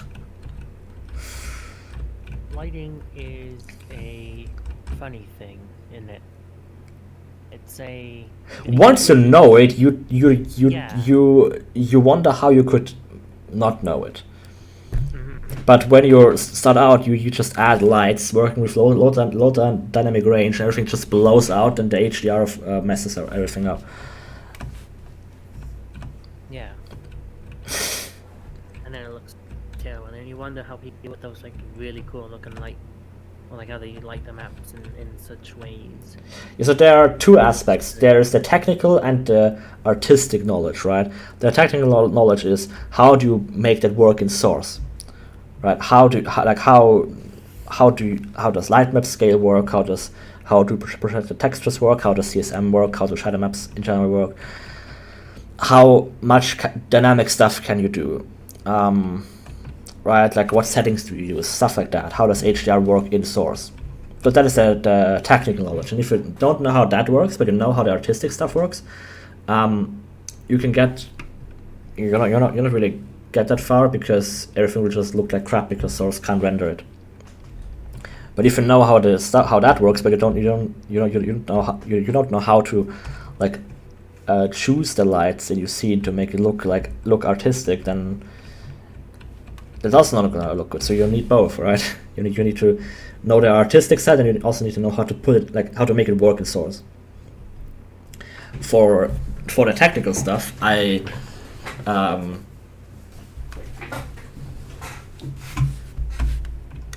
there are a lot of tutorials out there of like Hammer tutorials and stuff like that, right? And you can look at the Valve developer community wiki.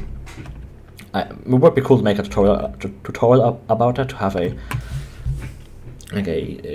concise, centralized like knowledge source for people who want to start lighting and have no idea how it works.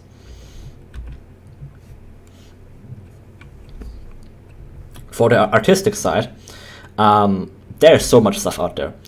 I really love looking at like filmmaker advice, like film. The film industry has existed for much longer than the game industry, right? And there's so much knowledge there. And what we perceive as like pretty lighting is not really realistic lighting. It's Hollywood controlled lighting, where you've got an artificial amounts of bounce light, right? Because they're using like reflectors and what's it called? It's just like a black piece of velvet that blocks the sun. I forgot what it's called. Cards, whatever. And they're using like 3-point lighting and stuff to make it look really good. And there's so much knowledge about that, so many resources. I love watching CG like tutorials. Ian Hubert's such a best investment you can make, honestly, on Patreon. Like you pay $3 a month and you get like so much wisdom from that guy. Yeah, so for the artistic side, there's a lot of stuff out there that you can watch or read on. It would be cool to make a tutorial about that, but I don't have infinite time,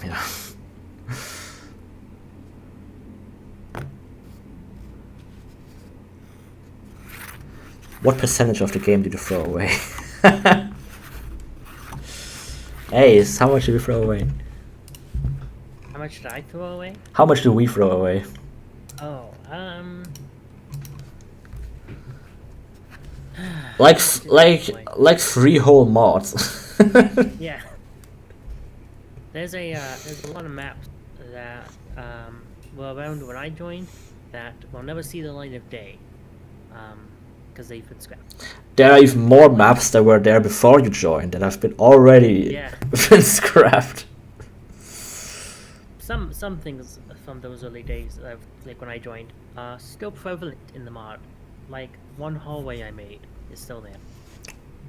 One hallway. The one hallway, you know, that one hallway at the end of, I don't remember the name. The kind of I'll go and take a picture. Okay. I can't remember the name of it, but it was back when it used to be all white and it connected two places, and then it became all black. Oh, remember when the that wasn't laser intro. Yeah, laser. Okay, laser. That hallway. And then I went to the colored laser ones, but then we scrapped that. Yeah, we also scrapped colored lasers. They're also not fun. Yeah. They sound fun, but once you actually make a puzzle with it, it's just a mess of like having to have 5 relays there. Yeah, and it's just an antline horror. The colored laser chamber was a mess to solve. I can show a screenshot. It was horrible. I quickly changed the gameplay footage so I don't show stuff. Because that is in the my Portal 2 Community Edition screenshot folder. From before we went standalone.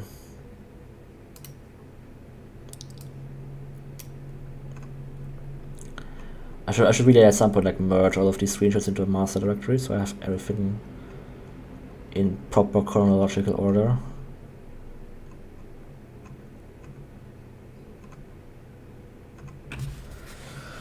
Where is the color? There, I found a screenshot. Oh god, that was a mess. Okay, there. That was our first like proper colored laser. Like we were only gonna use the blue laser. It was the first like chamber that would use the colored lasers after the introduction, right? Yeah.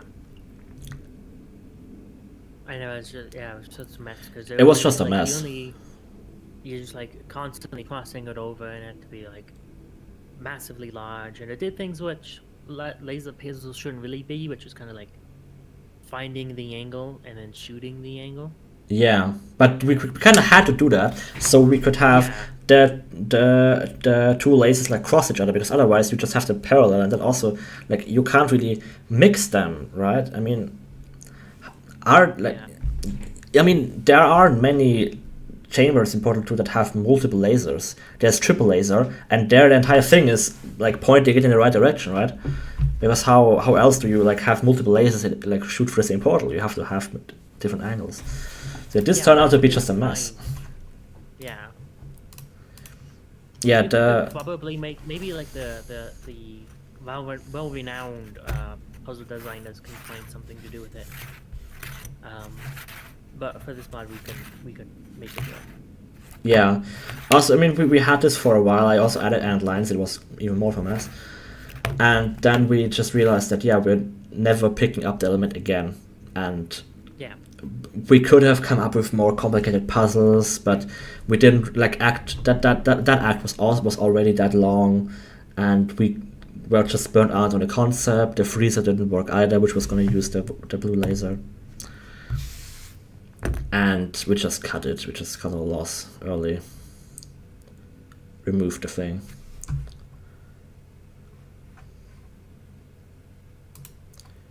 Yeah.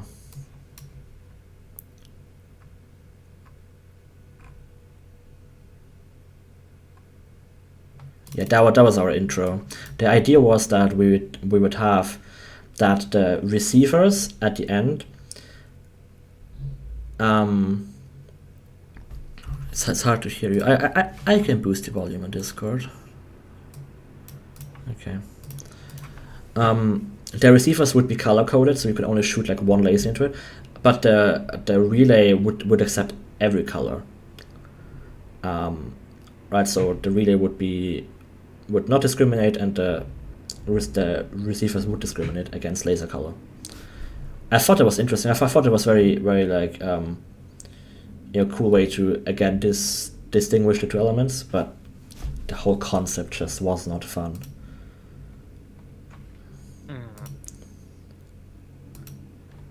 I think it's still being conceptualized in Community Edition as well. I mean, hopefully people can come up with stuff, but we couldn't.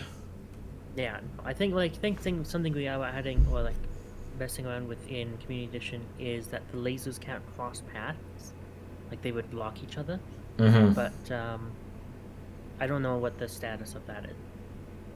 I think that's still a heavy work in progress. Yeah, we experimented with that with having the blue laser able to freeze a fizzler. Like you have a fizzler, and you shoot a blue laser into it, and then it freezes. It like gets cold and becomes ice, and then it's solid, right? And then you could melt it with a red laser again. So I kind of like that idea because that adds a use. It adds an interesting new use to the laser, to the blue laser. It also is an interesting thing. Like okay, now you can walk on the fizzler, right? Yeah. And it can like block a cube from getting fizzled or something, and then you have to freeze it again to do whatever. But that also just didn't work. We didn't really have a place to put it, so we also scrapped that idea. Yeah, I never got past the prototyping phase. Yeah. And I never properly like coded something for that. Will it put some scrapped puzzles in an extras thing in the menu? It might be fun for people who want extra challenges or something. Nah. Because if you release cut stuff, people see it as finished stuff. They don't really understand that it's cut. It would be cool to release something like we already did a while ago. We already have that. Like in 2017, I released that port resolution cut content build, which was just all of my stuff dumped into one mod, and you could just play every map there. Might do that, might not. No promises. I already set up a DLC, which is the extra content DLC. But I don't think we're gonna add like cut stuff there.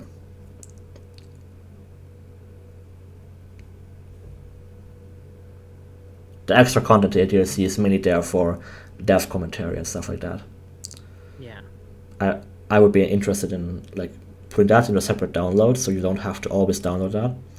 And then we could also put like other stuff in there, like like that workshop map we wanted to make could go in there.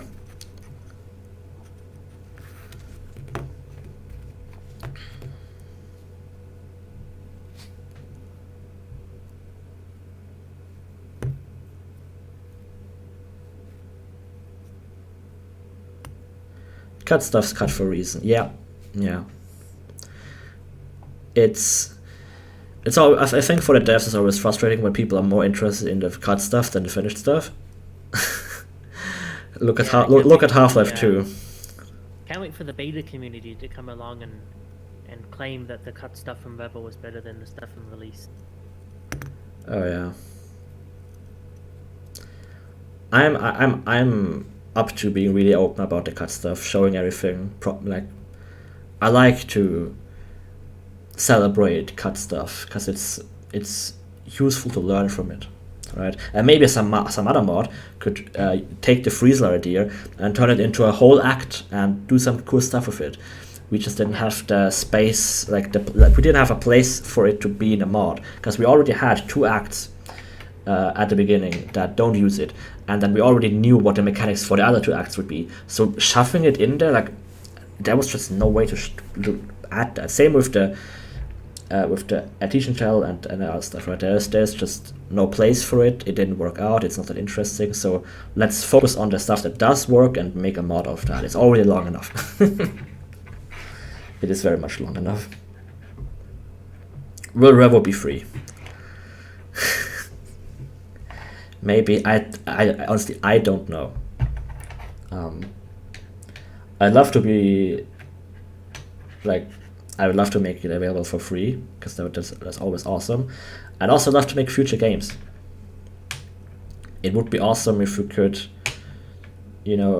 earn some from that mod and start making new games. That would be great, like the best thing ever. I already have many new game ideas. I've not approached Valve about this, so I don't know. I mean, we're just making this for fun, right? We don't have a commercial incentive for this. If we can't release it, like if it's gotta be free, then it's gotta be free. That's no problem. Earning money from this would be a great bonus that would allow us to make extra like new games. So I don't know. I mean, but if it was paid, it wouldn't be that expensive, right? And I'm very very much aware that paid mods don't have a great reputation. Yeah, well, there's only been one paid mod. They've been Portal. for Portal, yeah, but in general, all of the Yeah. paid mods for like Valve games have been pretty underwhelming. Aperture Tag is often regarded as one of the worst mods. If we did go paid, I think we could probably save the view that like not all paid mods are bad, because this would probably be one of the highest quality paid mods. Yeah.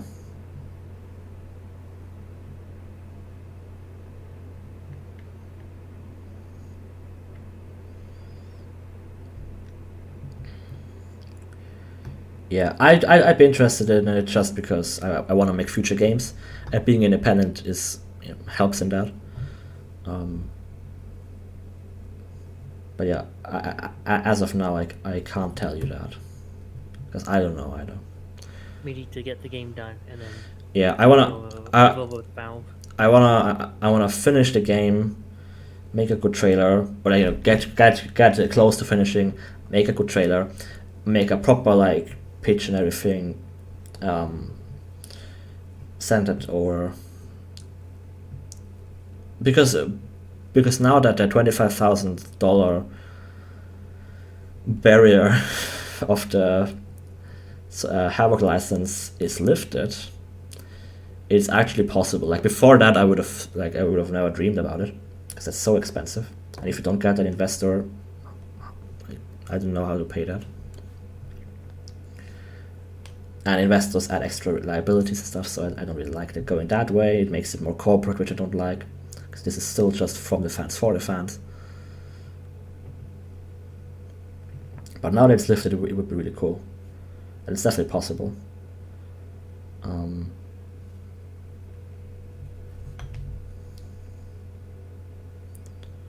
It would be nice to be able to support the devs. I mean, thank you.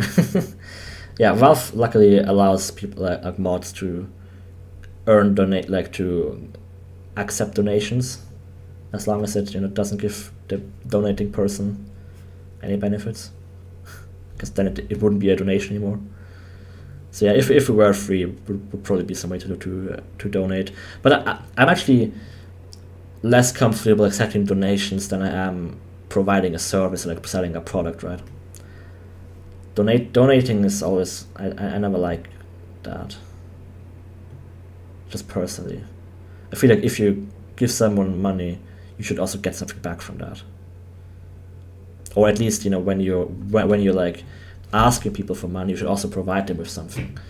At least that is my stance on it. I feel like I would just feel guilty accepting donations. And then not give them anything for that. Well, technically, we'd be giving them something. We'd be giving them a great game to play for like 8 hours. I mean that if you do that before, then that would be crowdfunding, yeah. But afterwards, right? I mean, yeah. I guess it's also like like hey, like it's like pay what you want. There's also a lot of software you download it and then you have like a page like, do you want to donate?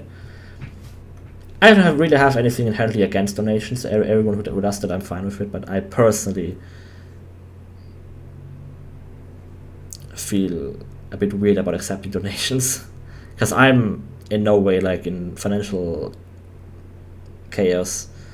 So like I'm all fine.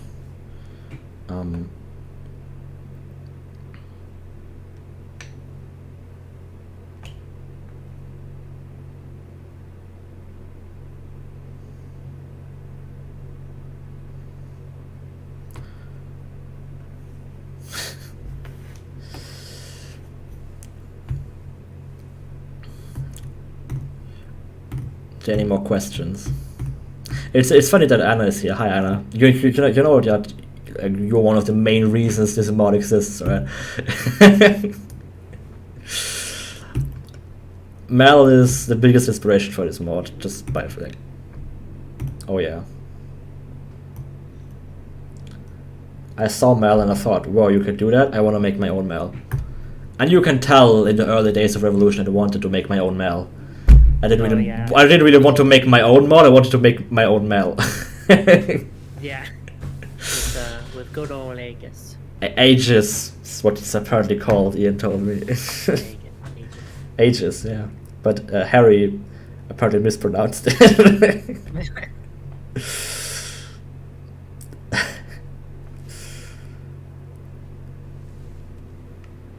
What was the process of getting a license for P2C and Revolution? Oh man.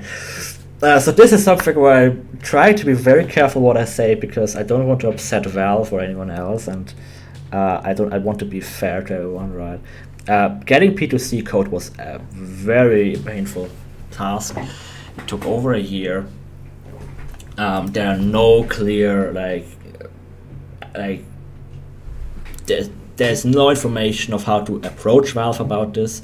It was just such a slow process of getting the proper contacts and sending emails after emails after emails after emails, and at some point we actually got the code. For me, getting a license for Revo was pretty straightforward since Valve already trusted, us and me, and so yeah, then I just said, hey, yeah, I want to also get a license for Revo, so I can make a custom sausage and build for that because the licenses are project specific. So at that time I could only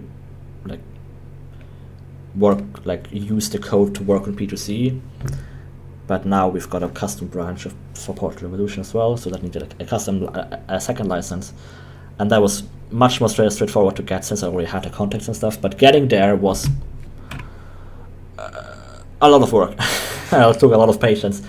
It seems that things are getting better.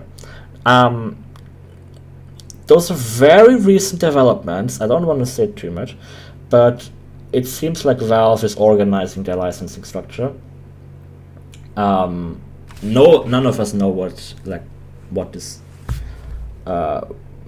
is about, but from what I can tell, it seems like they're trying to be a bit more organized about this and trying to get a proper avenue for everyone to get a license.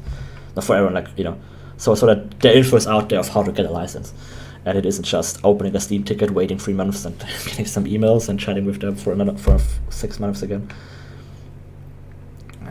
So yeah, that was my experience. I hope that it gets better. I don't know why they don't just open source it. Honestly, there are probably reasons around it. Yeah.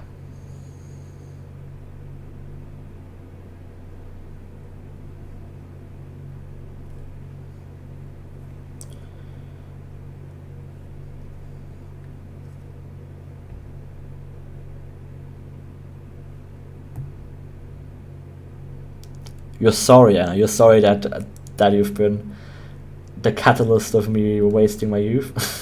Oh, what? Gotta make the mod.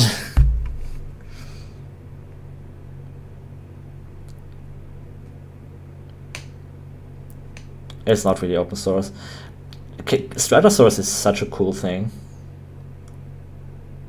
It's so sad that Stratosource isn't can't be properly open source. No, but with the goal of it, you don't really. Eventually, you won't really need for smaller mods. They won't have to worry about getting their own licenses and stuff because they can just probably do most things on Stratosource. Yeah, but still, working with an engine is there's so much stuff in there that's been cleaned up. Yeah. And I can't even imagine working in spaghetti. Yeah, sauce. Anyone who gets a code license and wants to make a Portal 2 mod, please approach Stratosource and use P2C. You're gonna save so much time. You're gonna have such a better workflow. They've done such an amazing work on the back end of getting Stratosource to be a pleasure to work with compared to normal repository, right? Yeah. It's just sad that it's all behind the scenes and no one can use it, because there's been a lot of good work on that. So yeah, any licensees, use Stratter.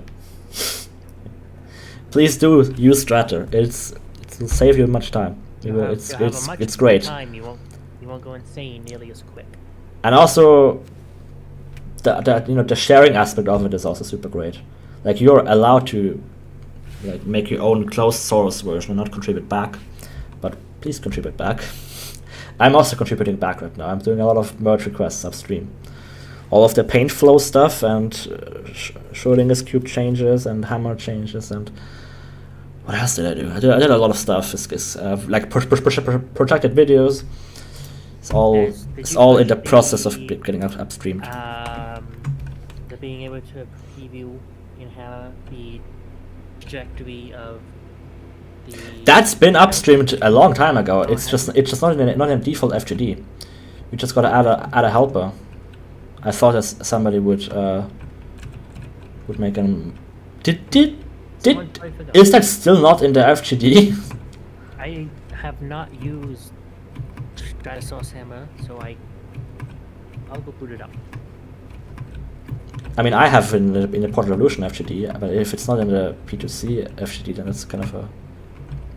Then I can make a merge request. Someone probably. Probably. I mean, I didn't open a merge request. I thought that people would just do it themselves. Shooting cubes are already in the game. The thing I added is just like particles and sound effects and like proper skins and stuff like that, right? Like making it actually work well in the engine with custom assets and stuff. Because before it was it was just a bit more limited.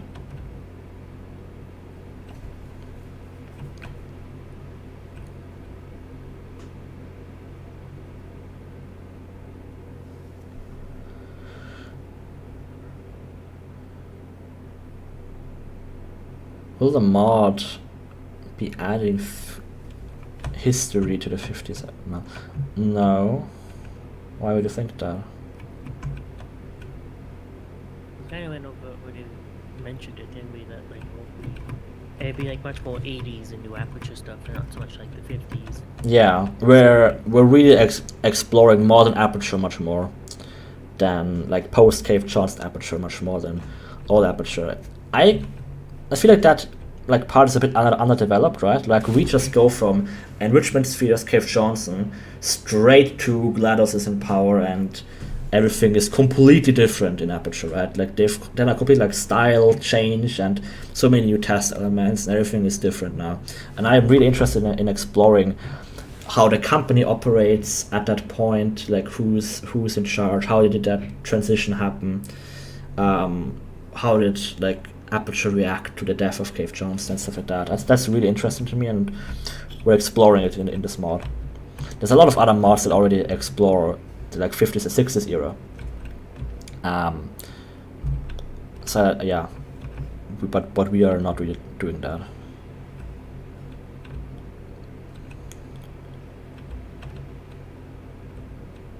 First cubes are god. Oh yeah, those are fun. I'm really excited to share them at some point, like our gameplay. We've already got some chambers done, but I'm not sure which one to share first, honestly. Maybe it would probably make most sense to share the first one, but that one isn't really that interesting. It's just teaching you the mechanics, the basic mechanics.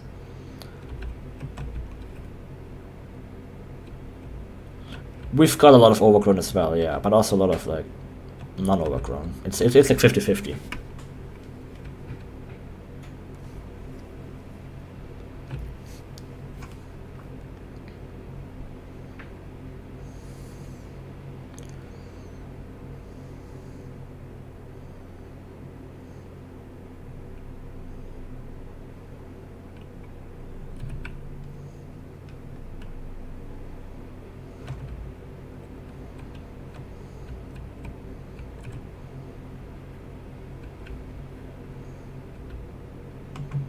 Particle effect?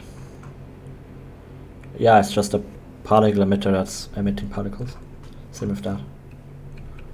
And that. This is a cut chamber, by the way, if you've only just joined. I was playing some cut stuff. Let's see, what else do we have? Oh, we've got the remade mannequins. Those are fun. Yeah, Rory remade this, like the mannequins. Monty's favorite element. Yes, to have much higher resolution textures and polys, and to actually have like the limbs be connected with like little bars and not just floating. I made a lot of funny, very interesting like poses for them. I even made a ragdoll. That was fun to do. Doesn't adapt with the player, so I can't really move it around.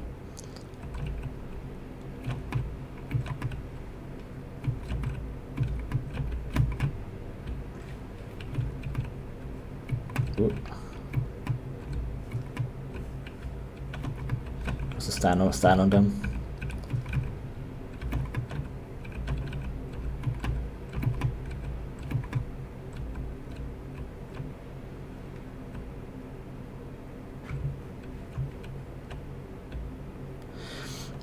The particle in Portal 2 isn't broken, it's just set up weirdly.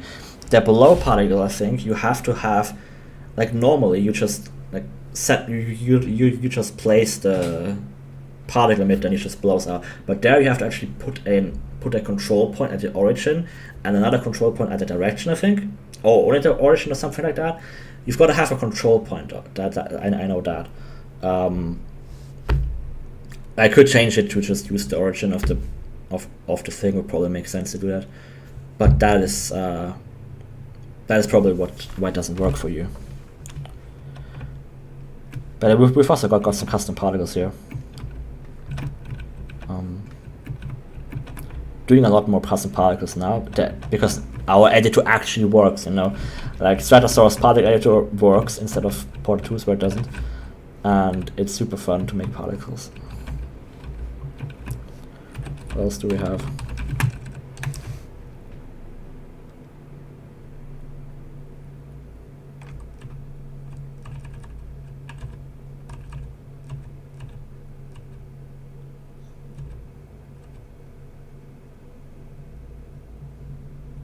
Oh yeah, we have a... Okay, you know what? I'm gonna show the particle editor.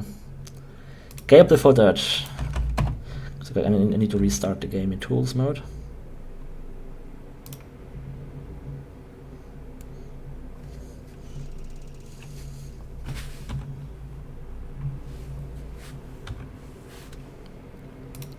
Okay, so this is the main menu. It's very early of that chamber. Of the room? What? Of the BTS chambers here on the video that's playing. It's a very early version. No, it hasn't really changed much, but yeah, we'll change out the entire UI anyway, so this doesn't really matter. Yeah, so you press F10, and I've got the tools, and you can use the particle editor, and you can, you know, load particles. Like I made a little waterfall, which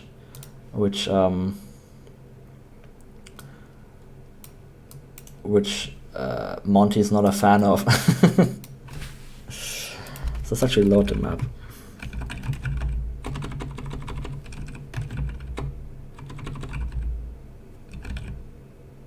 I think it's just called waterfall.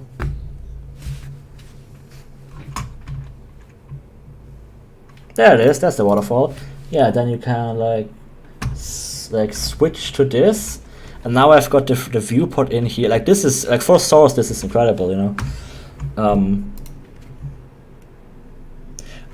Face poser does work, Anna.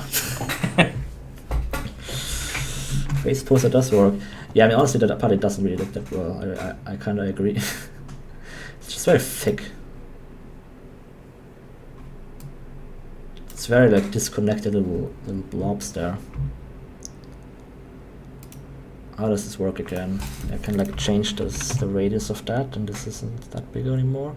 The mist is probably too much, so let's make the mist. Oh, that is the size actually, not the Okay, that was a mistake.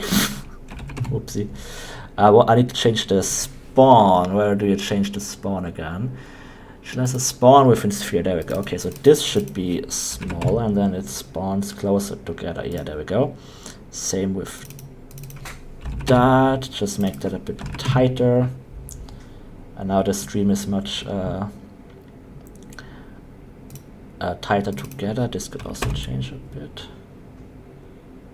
Yeah, this has a bit too much velocity, I think. So yeah, this is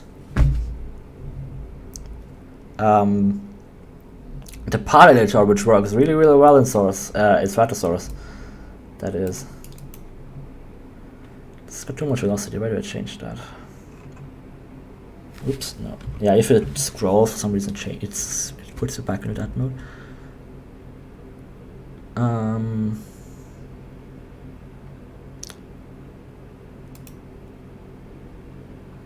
Do I just set it down here? Yeah, there's speed max. Let's change that to 6. 2, 3.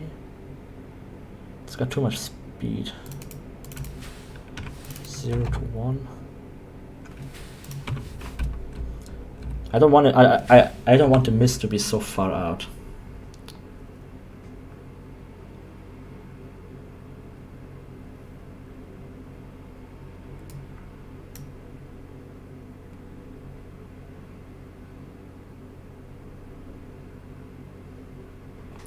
Yeah, Facebook I'm not gonna show because that's a lot of spoilers. It does work. It's a bit broken right now. The viewport is messed up because of DX11, but yeah, that's just what it is when you're developing stuff.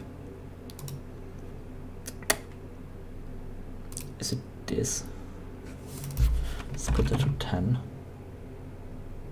And now I've got the thick coming in.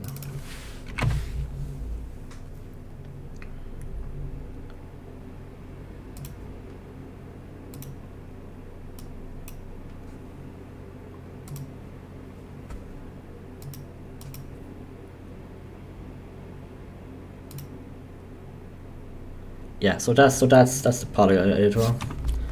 So go into full screen again and look at it.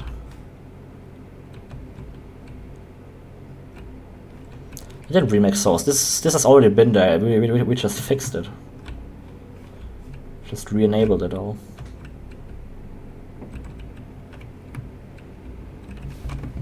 If you've got source code, there's nothing you can't do. You just gotta have the courage to do it. That's the hard part. Actually doing it. But you can.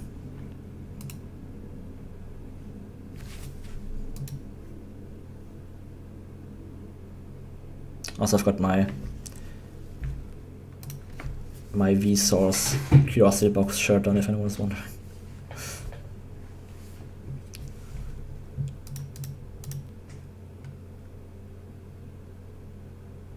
Fix source. I didn't fix this. People at Stratosaurus fixed this. This specifically. I've not done any work on the particle editors.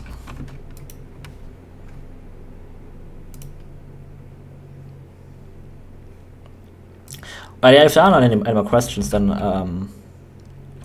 they're probably gonna exit the stream. Is there anything else?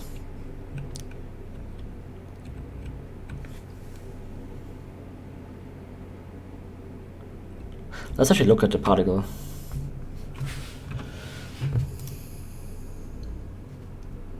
Why the translation is missing here? I don't want to save the changes.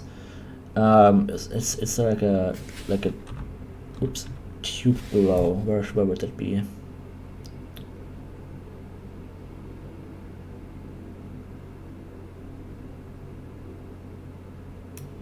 Tubes. There we go. Okay. So the below particle uses control point 1 as the origin.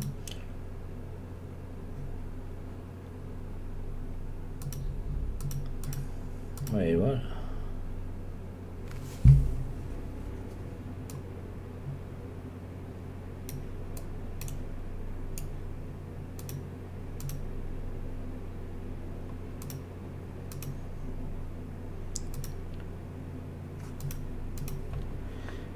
Yeah, there's set control point to impact point.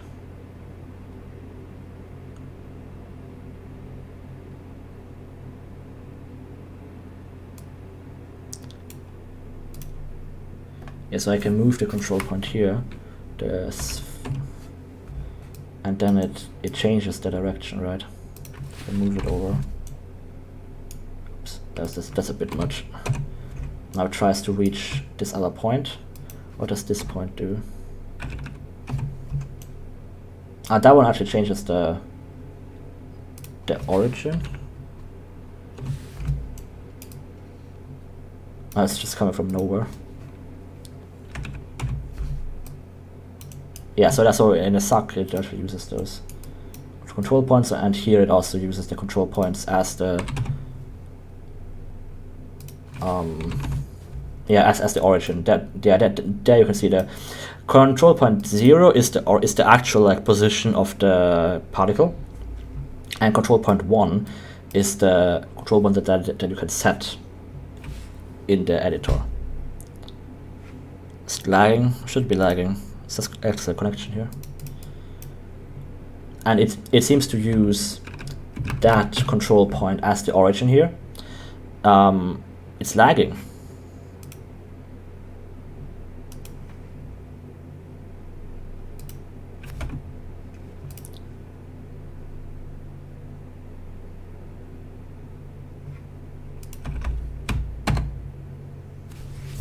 Is it better? Is my PC having a hard time doing particles and streaming at the same time? It shouldn't be it's my internet connection.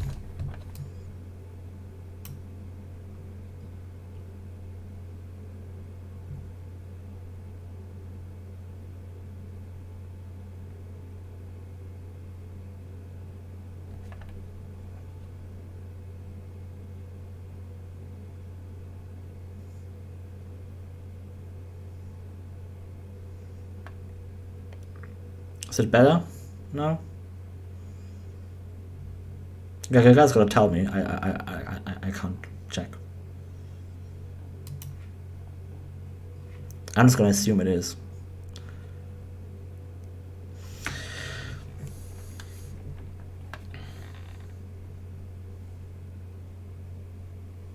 Okay, now YouTube is telling me that something is going on.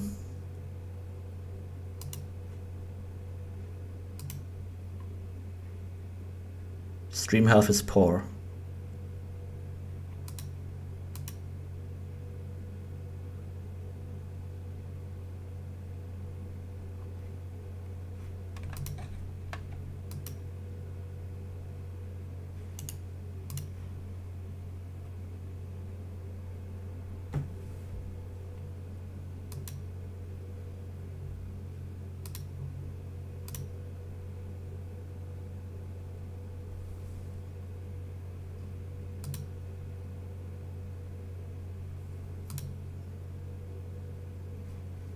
Is the internet just dying here?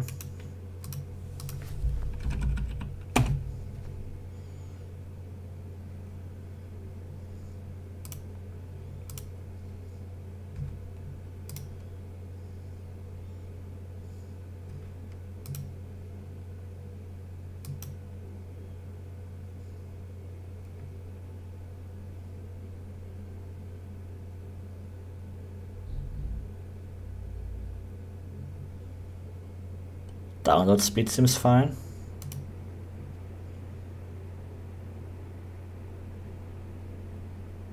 Uplink is 20 Mbits. That is enough. Okay, now YouTube tells me there's actually excellent connection again. I don't know why that happened.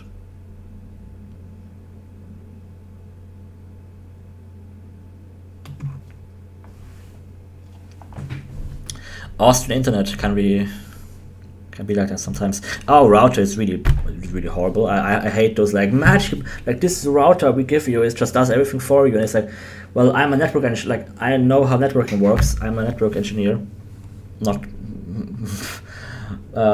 not commercially, but whatever. Can I configure a VLAN? No, you can't. You also can't change the subnet mask or anything. You can't do anything on this router. No. And by the way, I just crash every 5 days. I just like go down, and you just have to press the button and restart it, and that's all. That is our router. It's great. Okay, so it's not buffering anymore. Then that's good.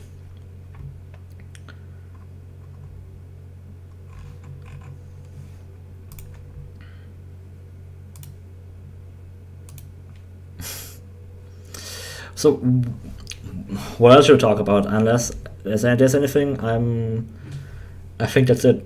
Because I don't know what to say. Talked about everything. We kind of talked about everything that can be talked about. We've been going for 2 hours. Yeah, we could talk more about like development. The humming you hear, probably my PC fan. I don't have a very quiet PC. These headphones, yeah, block out that noise. And I have a very sensitive microphone. So that's probably why. Look forward to the mod. You're gonna play it soon. I'm looking forward to watching you play the mod. Yeah. We've done a lot of stuff. Yeah, so lately we've been doing so much voice acting and work like that, right? Where for the most part we've only been doing like test chamber blockouts, decorating that stuff and stuff like that, right? But there have always been these act breaks, like, you know, okay, now we're doing mods, now I've got a little break. And those breaks are the most intensive stuff to map, because we decided that we do really big and cool vistas and crazy stuff, and we're gonna do this crazy story and whatever, and we're gonna have character animation and all of that. So those bits have been taking super long. And now I've got a new voice actress for one of our characters, and she's wonderful. I really love her. So now we've been getting that in, and we've also been getting so much more voice acting stuff for the other acts, and now Act 1 and 2 are entirely voiced already. Act 3 is like halfway written and halfway recorded. I really gotta get back to writing.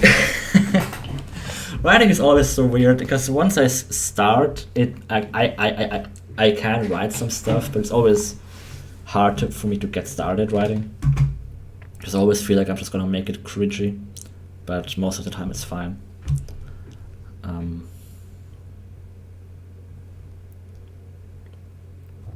Let's play some Mel.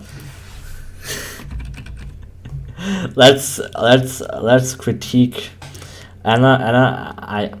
Okay, no, this is gonna be the part where I kill you from the inside, but you have to look at your old stuff. So, no matter how good we think this is, you hate it. I know it. Because I know how I feel about my stuff.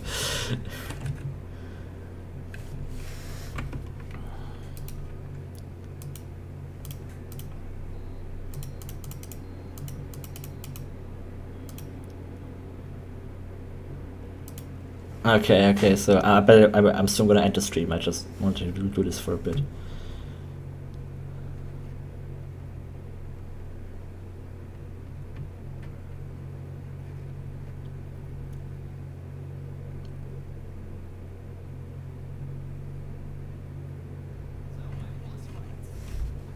Yeah, look at that light map there. I mean, this is a horrible mod, you know. I mean, come on. How could you? That doesn't really connect to it. I mean, you know, just gotta mention it. It's really like a 0 out of 10 mod. The way there's just nothing up there. You know, it's like. Okay, I'm joking, of course. I've not played this in a while.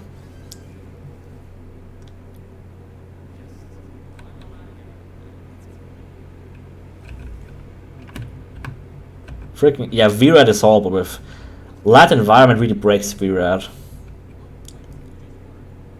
The lighting here is where is it? Does it come from up there? I guess. Don't really know where it's coming from. It's kind of everywhere.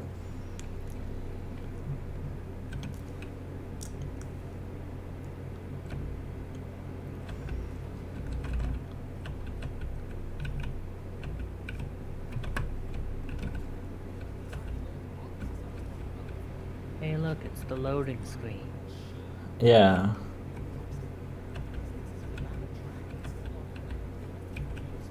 It's actually much more based than I remember it. Yeah. Once you map a lot, this is. I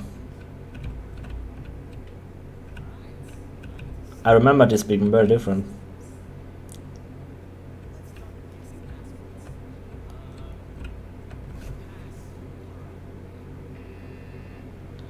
Break save files. God.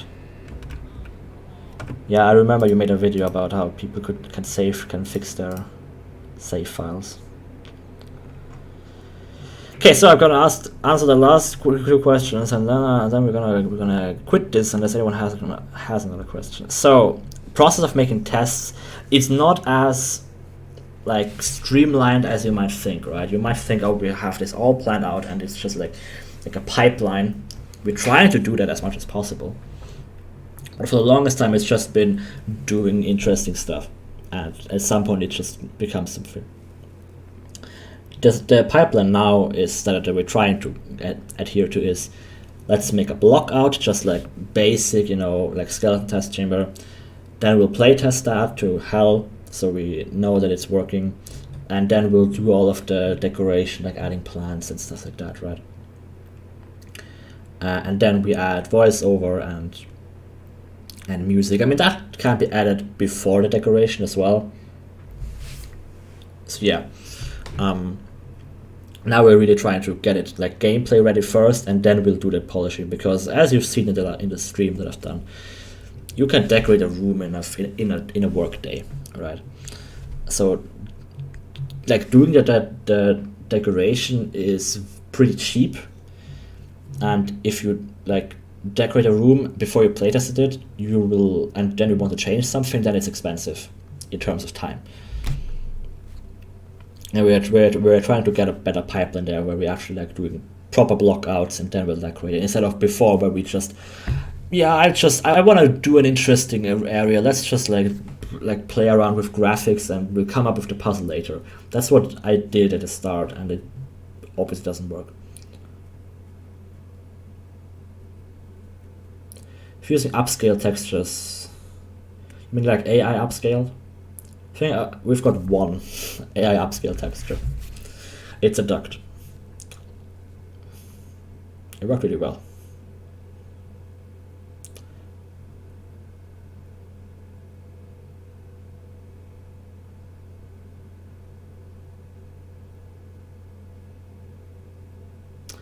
Any more questions?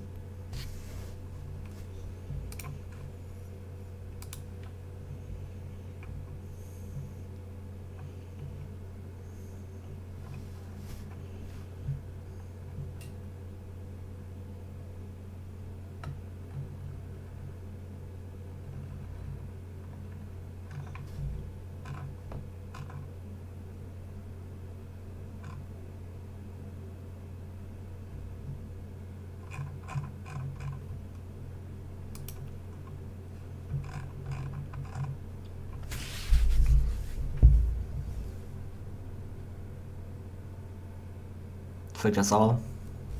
Should we enter stream, Ace? Should we enter stream?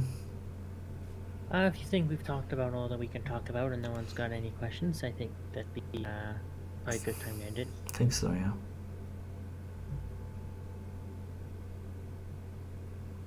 Alright then, well, thanks for everyone for watching, for everyone interested in the mod. We hope we could clear up some stuff, have a bit of fun.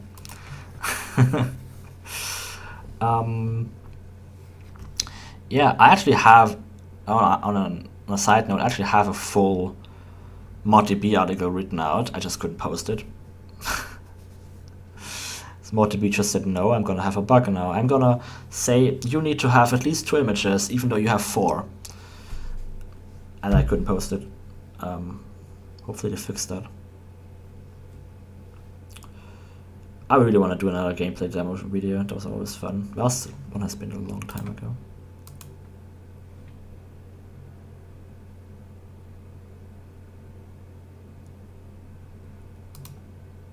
Well, I'll see ya.